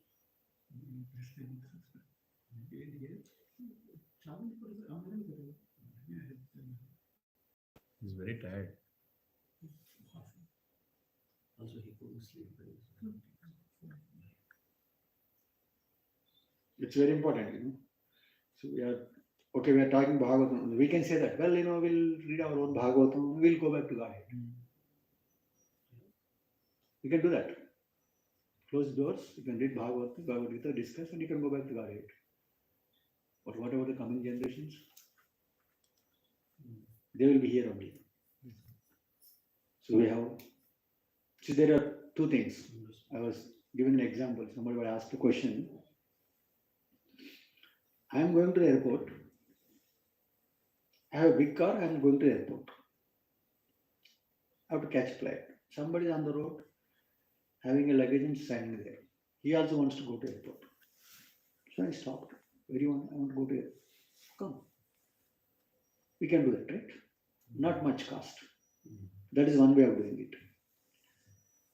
Right? There is another way of doing it. Take the car. Go around the road. Do you want to go to airport? Do you want to go to airport? Do you want to go to airport? You can do that also. So we are going to the airport. Let's take some with us. Right? You have to take care of your janma sadhaka kari. First you have to take care of yourself and then you can. Similarly, yes, we are going to the airport. Yes, we know, especially the ISKCON devotees know much more than anybody else on this planet. So we have got that responsibility. We have to pitch in. We have to contribute to that. In ISKCON also there are some people, why you want to waste your time? Now let's go back. Don't worry about it. This world will be like this. Yes, this world will be like this. But we can do something. Walking an extra mile kind of thing. So in that way, there are so many devotees working, doing that. So we should not neglect that responsibility. Wherever it is possible, we have to propagate. But sir, ultimately, dharma rakshati rakshitaha. You have to protect the dharma. But if you don't protect, it's all gone, Half of the India is gone. Half of Sanatana Dharma is gone. Slowly the world is engrossed by demons. So we all have that responsibility.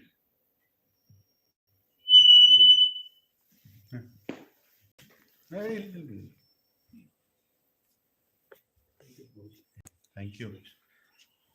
I don't know, it's related or but No, it is related. Why it is not? It is.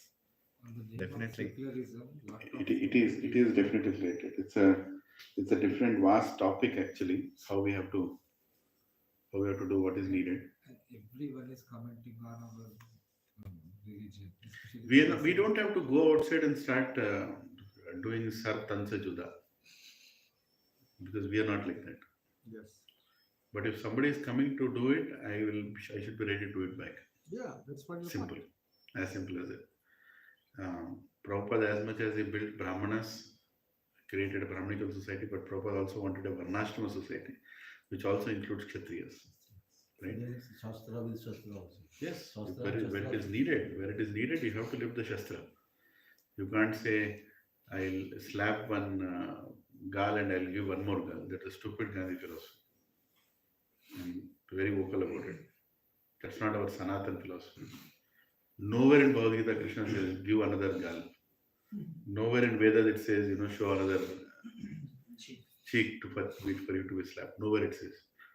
Right? Yeah, we don't want to harm others. That's always there.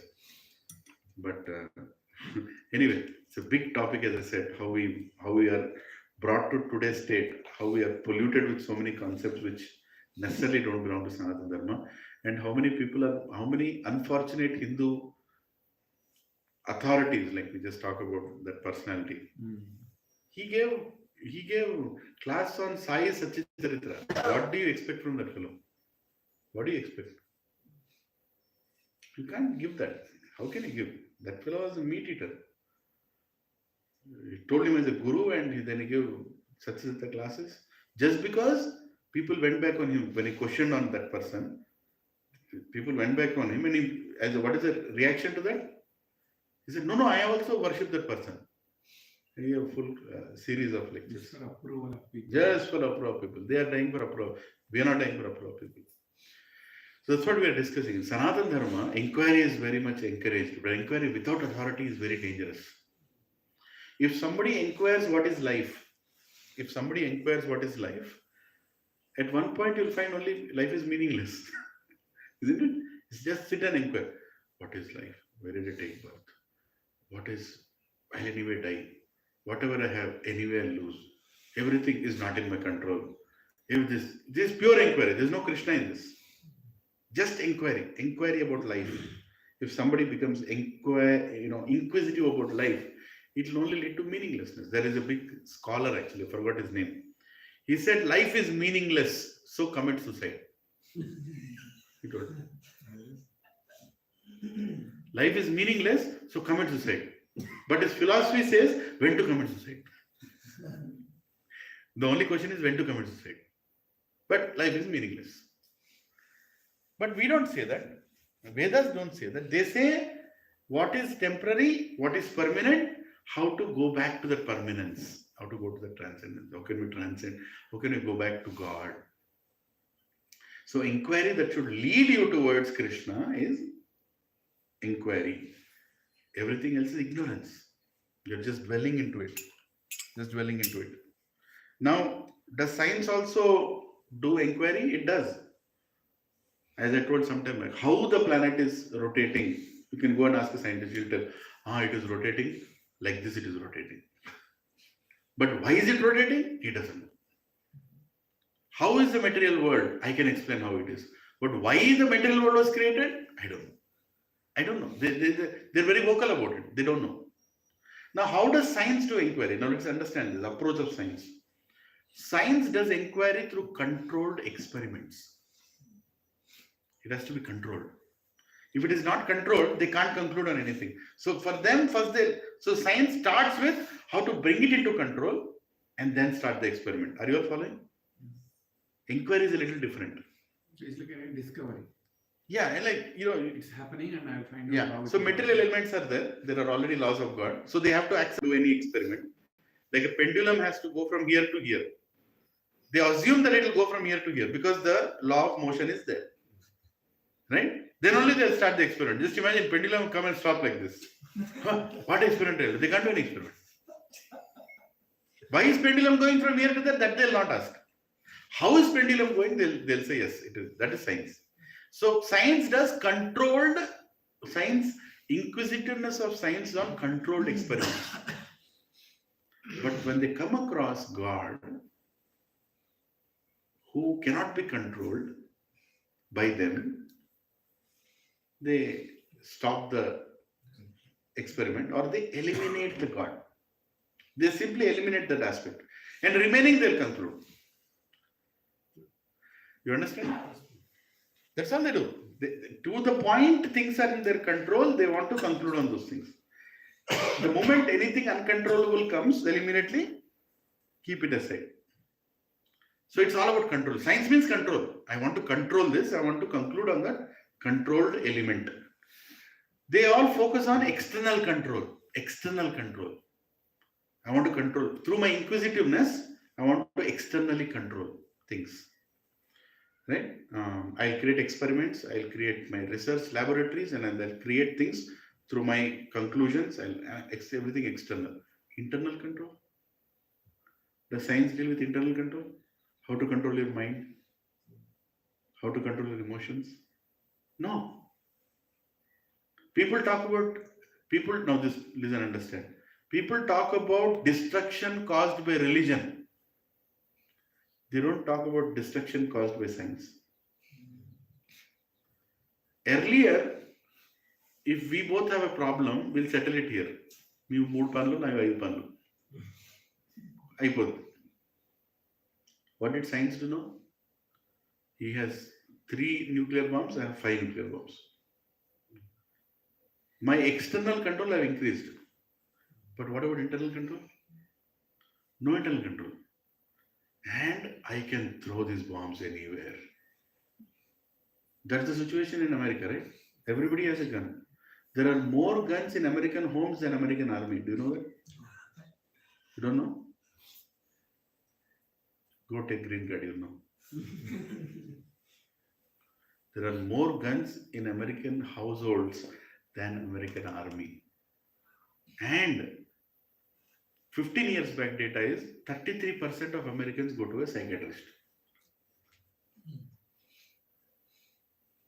That is 15 years back. So it should have grown by at least 5% now. The rapidly growing professionally Psychiatrist. Just imagine, psychiatrist means what? A very polished way of saying pichodu. Mother pichodu. Pichola doctor. Pichi doctor. And psychiatrist. But psychos go to psychiatrist. So if you just go by the law of numbers, we say that in SSR, right? If 33% of our psychos going to psychiatrists, that means every third person is also a psychiatrist going to a psycho, or a psycho going to a psychiatrist. The psychiatrist is also going to a psychiatrist. Isn't it? Just apply that formula. In that country, there are more guns in their houses than with the army. And how many shootings happen? People talk about violence in India. In US, violence is very simple. There is one person who took a AK-47 kind of gun, went to Las Vegas, opened the fire on the strip. And whoever came in front of him, in front of Bellagio, I think it happened. But he killed like 400 people. 400 people. Right? And his neighbor was interviewed. And the neighbor is like, we never knew that person. We can't believe he did it. He used to do our lawn also. He used to do his lawn also, my lawn also. He was such a kind person. How can such a kind person do something like that? He can do because he's a psycho. Right? That's the problem. Science is creating gadgets to do further destruction of the world in a very sophisticated way. But there is no internal control. When they blame religion, religion is the cause for wars. Religion is not the cause for wars. Science is the cause for wars. Because you're so much equipped yourself now, you don't have control over your emotions. You can do further more damage than what others can do. And as the world is progressing more and more, now we have weapons. That weapon doesn't even have to be launched. It only has to be happen. I'll just launch. You don't know? Just now I launched a weapon. You all will die. Biological wars. See what science is doing. You create all that nonsense, then you go to Tirupati. COVID nunchi kaapadu Krishna. Evaru tayarishinu COVID? Mana tayarishinu. Right? So that is about inquisitiveness. When you work through science can take you there. No internal control. Internal control comes through religion, through dharma, through God. Inquisitiveness with guidance is very important. Otherwise, it's meaningless things we are creating, and meaningless things will further create trouble. Right? Science cannot understand our emotions. Science cannot understand consciousness. No, please hear this. You are in darkness. So you are in darkness. You are surrounded by darkness. Suddenly light will come. Suddenly some light came. What will a scientist tell? How did darkness create light? Is it question right? Question itself is wrong. How did darkness create light? Darkness didn't create light. Light was already there. You are in darkness. Please understand this. Inquisitiveness without guidance is what happens. You are in darkness. You only know darkness. You don't know anything except darkness. And the moment something else comes, scientists will say, how did this darkness create light? You are dealing with, no, light, where did light come? There is another source for light. You are dealing with material elements. Actually, scientists are completely surrounded by material elements. They can't think of anything beyond material elements. So they are going on experimenting on material elements through that inquisitiveness, and suddenly they encounter something called as consciousness. What is the question now? How did the material elements create consciousness? Material elements did not create consciousness. Super consciousness created consciousness. God created consciousness. That they will not understand. They are only busy with how can material elements do. What you have is what has to create. They will not accept something because it is not in their controlled environment, a controlled experiment. God is not in their controlled experiment. So they will not accept anything more than what they can feel and understand. Inquisitiveness through science. Meaningless. They are only surrounded by their thing. Spiritual people, devotees are all behind God. Scientists are all behind material elements.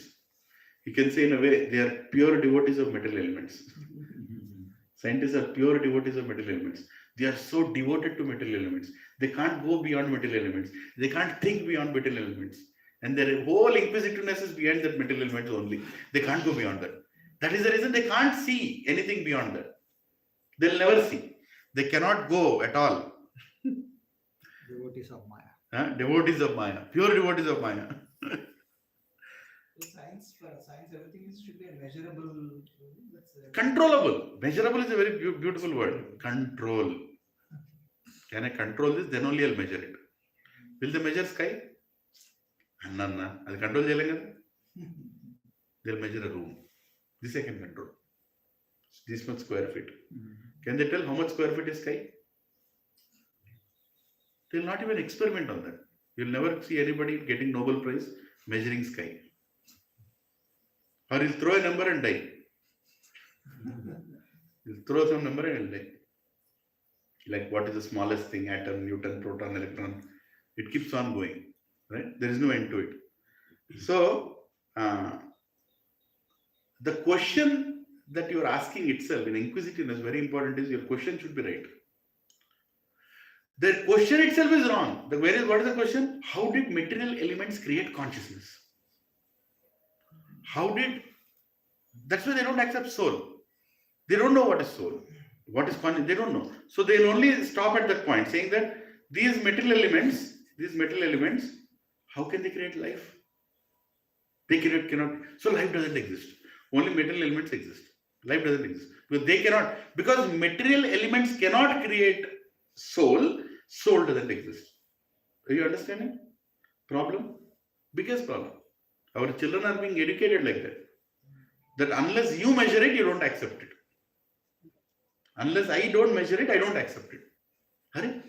There are so many things you can't measure. Will you not accept? No. It has to be in my control. If it is not in my control, I will not accept it. So the question has to be right. If the question is wrong, how can the answer be right? You can't expect a right answer coming from wrong question. Diagnosis has to be right. Then only treatment will be right.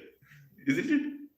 Just because the treatment is being done by the best doctor, just because the treatment is done in the best hospital, just because the treatment is done with the greatest equipment, doesn't mean the treatment is right, because the diagnosis itself is wrong. The diagnosis, the inquisitiveness that the science is showing in the science textbooks is completely on the wrong path. And Krishna is saying, inquiry is very important. Inquiry is very important. Otherwise, there is no meaning to it.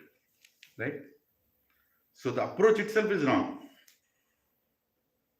When science comes across God,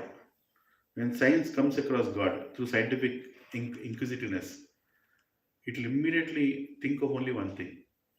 How can I control this guy? How can I control God? See the whole approach, devotee versus scientist. The moment scientist looks at God, he'll say, how can I control this God? Because I want to play with him. I want to keep him in my control. I want to experiment on him. But the moment a devotee looks at God, how can I surrender to him? See the difference. Through surrender, you understand God. This science will never understand. It's all about how can I control and understand God. So inquisitiveness is only to control. The whole world around us is only inquisitive to control others. Whereas a devotee is inquisitive to serve. What a big difference. Like the inquisitiveness that Lord Krishna is speaking in the 4th verse of Chaturshloka, ultimately understand means to serve. Whereas scientific inquisitiveness is only to control. How can I control? First of all, I'll put it in my control, experiment, and then finally I can control. Yeah. But who is successful at the end of the day? Devotee or a scientist? Devotee is always successful. Why? Because he relates everything to Krishna. Devotee also inquires. By the way, devotee also goes around and inquires. But whatever he sees, for example, he goes around into that lawn there and you will see some insect, beautiful insect. Immediately what will you remember? Krishna, how beautiful you made it. How beautiful you made it. Right? Science, the moment it relates it to Krishna, it completes the picture. Otherwise, even science cannot explain a lot of things. Science cannot explain universe, by the way. Science cannot explain universe. It will only tell universe looks like this, but it cannot tell how the universe functions. Because they remove God out of it, because he can't be controlled. Now, Krishna is saying be inquisitive, inquisitive, inquisitive. Now I'm going to ask a question to all of you. Srila Prabhupada, he already gave all the knowledge. He already gave all the books. Right? He already gave all the lectures of all the verses. Actually, Prabhupada spoke every verse that he has written. In his purports he has spoken and he has given lectures also. Why didn't Prabhupada tell that after I leave, my devotees can just play my lectures every morning in Bhagavatam class? Did you understand the question? Why didn't Prabhupada tell that just play my lecture? In Bhagavatam class, every morning, play my lecture. You have a recording. Or just hold my book and read it. That's all. Why did Prabhupada ask? Actually, one devotee asked Prabhupada, why are you asking your disciples to give classes when you are there? Why are you asking your disciples to give classes when you are there? Even when Prabhupada, do you know that? When Prabhupada was there, sometimes he asked his disciple, you give the class today. Just imagine the disciple situation. He's barely 2-3 years. And he has to give class in front of a Jagat Guru, Acharya. And Prabhupada still sat down and heard that. And he appreciated that also, the class. Why did Prabhupada say that his following generations have to write more books? Why, when he gave all the books, why did he say keep writing books? Why did he say us to preach? Like, what am I doing right now here? And Prabhupada has already given all the purport. I should have just read the purport and left. Why have I been discussing science, inquisitiveness, controlled environment, and all these things? It's not there in the purport, by the way. This other way of looking at it is not there in the purport. Because Prabhupada is also following the fourth shloka of Bhagavatam. Everybody has to be inquisitive. It is the responsibility of the next generation of preachers to make the knowledge more acceptable and understandable and relatable. Blindly giving the same knowledge of an acharya, just presenting the same way, is not service. Prabhupada wanted all of us to open Bhagavatam, read what he wrote, and publish what is needed through it. We are not deviating. We are expanding. We are giving more applicable. And this is what Krishna says, ultimately leading to Krishna. Ultimately leading to Krishna. We are not, I didn't give a science lecture here. I said ultimately, science has to go to Krishna. Then the science has a meaning. Inquiry should lead to Krishna.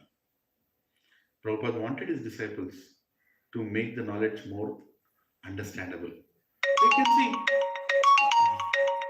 I have to take this, Krishna.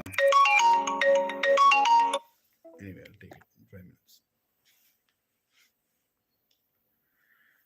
Prabhupada wanted all of us to study his books, not to read his books.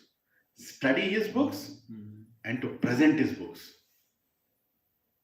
in the most needed fashion for that generation, for that crowd. If you are in between scientists, you should speak like a scientist. But be prepared for that. Don't go and sit and get defeated. Prepare for that. If you are going and sitting between logical people, you should also go and hit them with logic. See, sometimes two people are holding swords. One is a devotee, one is a materialist. Who will win, devotee or materialist? The one who has more skills of holding a sword. It can be a devotee, it can be a materialist. So better when you are going to some place to preach, or some new audience you are going to address, best thing is inquire who has preached here before. Go and ask that person, Prabhu, who is going to come? Hare Prabhuji, they are going to bombard you. On what? On science. Oh, okay. So immediately I'll go and hear Dutta Karma Prabhu's classes. I'll go and hear Chaitanya Charan Prabhu's classes. I'll go and hear Radhesham Prabhu's classes on science. I'll equip myself with logic and then go and attack. That is the responsibility of a preacher. If you get defeated, Sanatana Dharma gets defeated. Remember that. Today we are before people who are completely bent on science. You should know how to counter them and how to explain Bhagavatam in the same way. Prabhupada wanted his disciples to continue the inquiry. Right? It's preacher's responsibility to make the knowledge understandable and relatable. And we have to preach according to that. Our examples should make people understand. Not that when Prabhupada did not write the books, Jiva Goswami already wrote all the Sandarbhas. Why Prabhupada has to translate again? Bhakti Siddhanta Saraswati already has a Bhagavad Gita. Do you know that? Yes. He has written purports on Bhagavatam also. Bhakti Siddhanta, his own guru. Why Prabhupada had to again write the whole Bhagavatam? Of course, he did it in English. Nobody else did it in English. But if it was only English translation, Prabhupada could have given to anybody. Here are the 5 books. Translate into English. Right? There were great Sanskrit to English translators. Why he had to do that? Why he had to? Because Prabhupada wanted to make it understandable, relevant to us. And it doesn't stop with Prabhupada. Prabhupada followers should not be fanatic to say only listen to Prabhupada. Prabhupada followers should say, listen to Prabhupada, explain to others. Inquiry. inquiry directly or indirectly, leading to Krishna. Chatusloki Bhagavatam ki Jai. So in 4 verses, Krishna told everything that we are supposed to do. Understand who he is. He's in the beginning, he's in the present, and he's afterwards also, after the creation. Everything that's not related to me is Maya. 2nd verse. 3rd verse, we just read. What is the 3rd verse about? Maya, inside is Krishna and Outside Maya. inside. Though I am inside it, I am still not part of it. Though elements are inside it, still not part of it. Relationship, Krishna's relationship with the universe. Relationship with us, he explained. And finally he said, inquiry. Don't stop your inquiry. Your human existence is to doubt with intelligence, submit to a authority, and then come back to me. These 4 verses expanded by Narad Muni into 18,000 verses of Bhagavatam. That is the greatness of Krishna. When he had to speak in 4 verses, he spoke everything. So any doubts, Hare Krishna? Anybody online, any doubts? Did you understand the class? Thank you. Thank you. Are you able to hear me? Yes, I can hear you. Okay. I just wanted to add to what you said about when you talked about why we should give classes, right? Or why we should actually talk about our thing. So in one of the lecture that I heard is that we can repeat what we are hearing, but unless we turn it into our own words, we will not get wisdom. Yes. So for us to get wisdom, we need to speak and talk in our own words. For you to get wisdom, you have to convert that into your language that you can understand. Yes. Anybody else? Yes, close. Ram Reddy. 2 questions. 2 questions. This one, whatever you said, like you also have to preach. Yes. Right. So in that process, if I own it, then there is a chance that I can change it. I can give my own interpretation. If I speak, whatever I read, Yes. then I started preaching. Yes. Then I can give my own interpretations, right? So then is there a problem? Interpretation, Prabhuji, again, conclusion has to be same. You can interpret. Interpretation is also a mark of intelligence. Right? Prabhupada never said don't interpret. But you can't conclude in a different way. Your interpretations ultimately lead to the same conclusion. Probably, yeah, this goes to little deeper. Whatever Yeah. you are talking about any other religion. Yeah. Because to begin with, there was only one Sananda. Yes. And all these came because of somebody took that and he interpreted it his own way. Then it became a pub because all the like-minded people. Interpretation, again, sorry, I should have added one more thing, under an authority. When you are submissive to an authority, your interpretation will never go against the conclusions of the authority. And it is repeated. Somebody asked Prabhupada, when I was recently hearing, who can preach? What is the qualification of a preacher? Prabhupada told, ask him to read one line, repeat that line. Amazing answer. He said, ask him to read one line, repeat that line. That is the qualification of a preacher. Of course, we also say that, you should have good sadhana. In ISKCON society, we don't allow anybody to preach if he is not chanting 16 rounds. No matter how much Sanskrit you know, no matter how... Prabhu, you want to add to the answer? No matter how Sanskrit you know, no matter how powerful you are, no matter what position you hold in ISKCON, first of all, if you're not chanting 16, you will not have any position in ISKCON. Our society is based on purity and sadhana, surrender.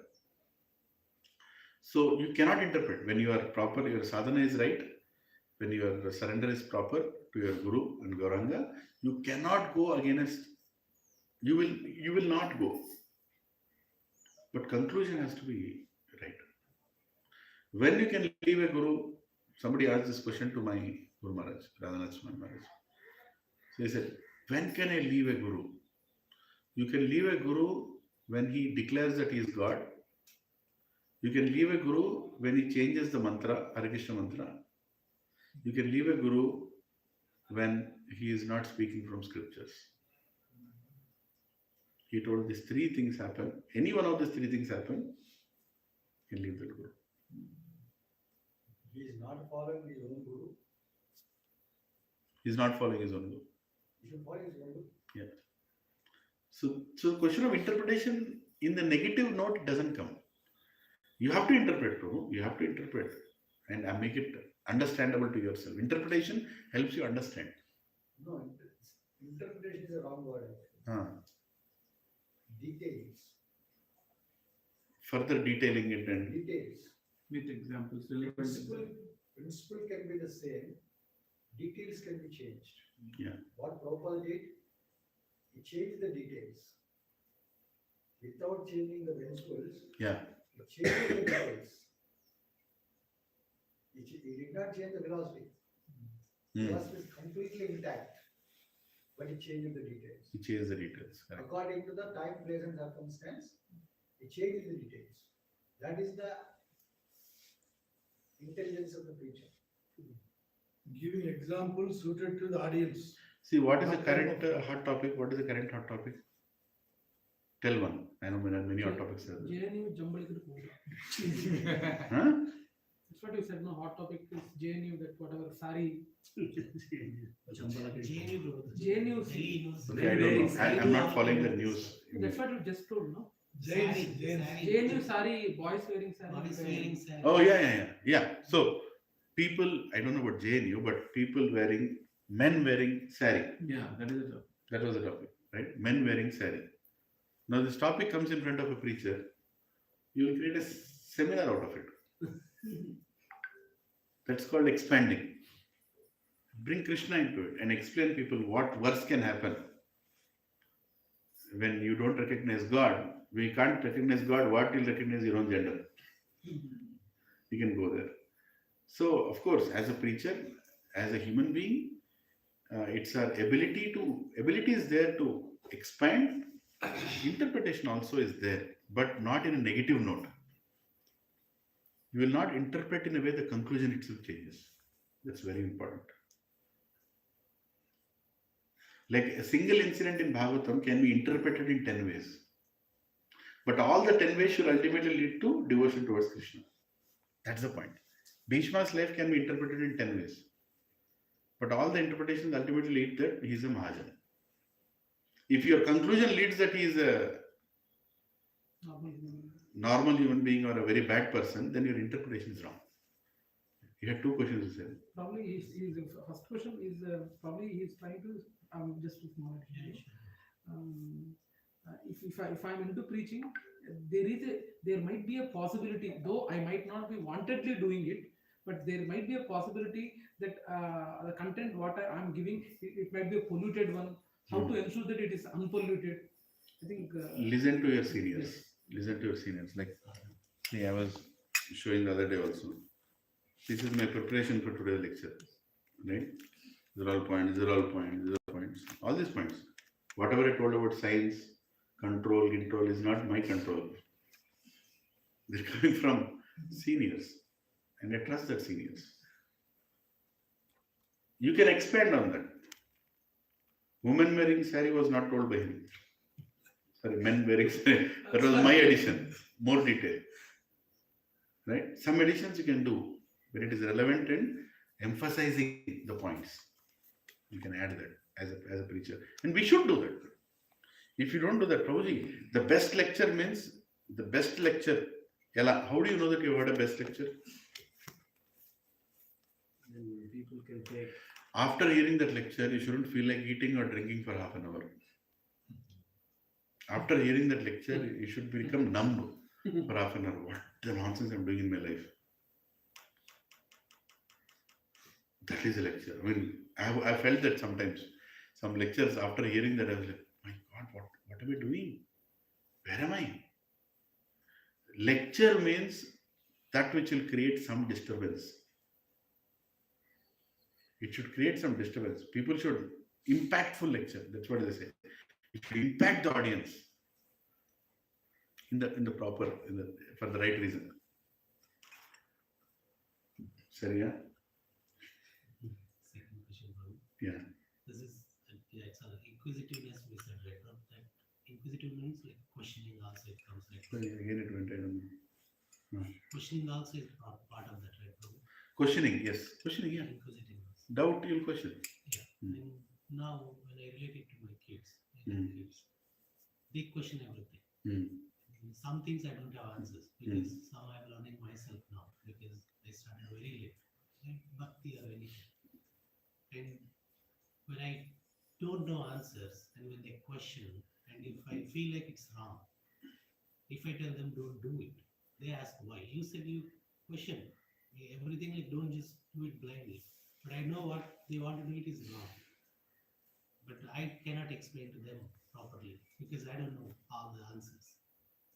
In that way, what is that? Leave it to them because they also learn part of the course. No matter how many answers you tell Prabhu, your kids will do the wrong thing one day and they will learn out of it. Some lessons can only be learned through experience. No matter how much you do, no matter what you do, what you say, some things they will learn only by experience. Right? And another thing about our ability to answer, our best to answer. Our answer necessarily may not influence them. Our answer necessarily may not complete their inquisitiveness. That is not in our hands. But you should try to answer. And what I do to my children is sometimes when I cannot answer, I say that I'll get back to you with the answer. Yes, that is the best. I tell you, I tell them, don't think there is no answer. By the way, defeat has not happened here.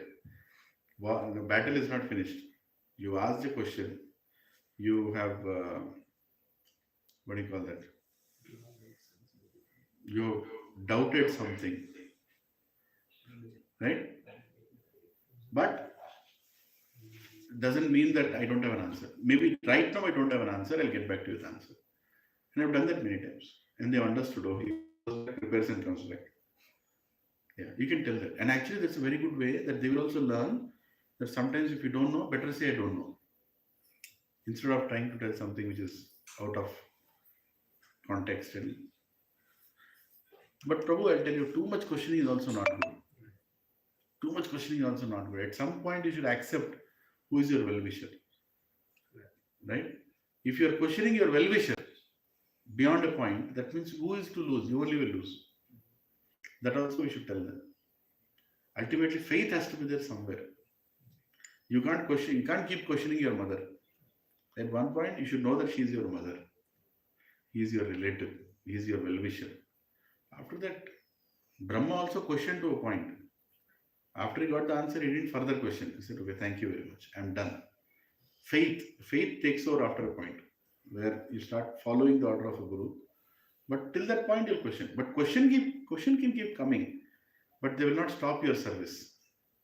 A question that stops your service means you never had faith. Establishing that faith is also important. Establishing faith is very important. Inquisitiveness is good, questioning is good, doubting is good, but ultimately surrendering is also important.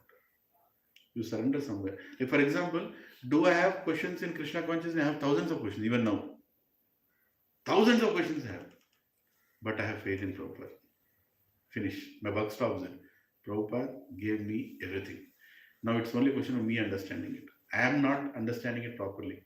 That is the reason the questions are still there. It's okay to have those questions. And it's okay to have the questions. You'll never get all answers to your questions. Because sometimes the questions themselves are wrong. Question itself is wrong. So, Thank you. First time we had. For not controlling the law of Prabhuji is because the way of telling men wearing sari, Prabhuji has given a title. Like stop from bursting out.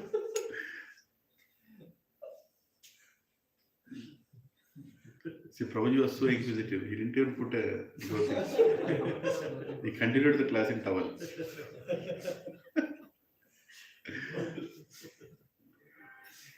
Thank you very much, Hare Krishna. So we'll have breakfast prasadam now, and we'll just go around the campus for some time. Just feel free, finish your rounds, right?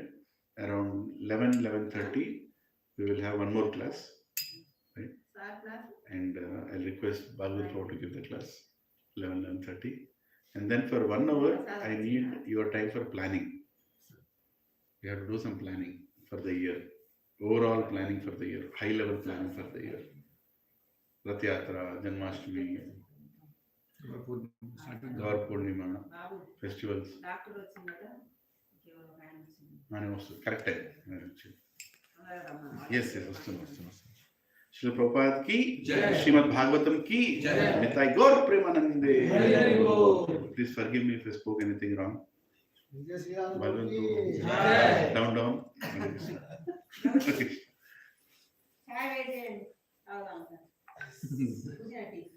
Yes, Mataji is ready with herbal tea.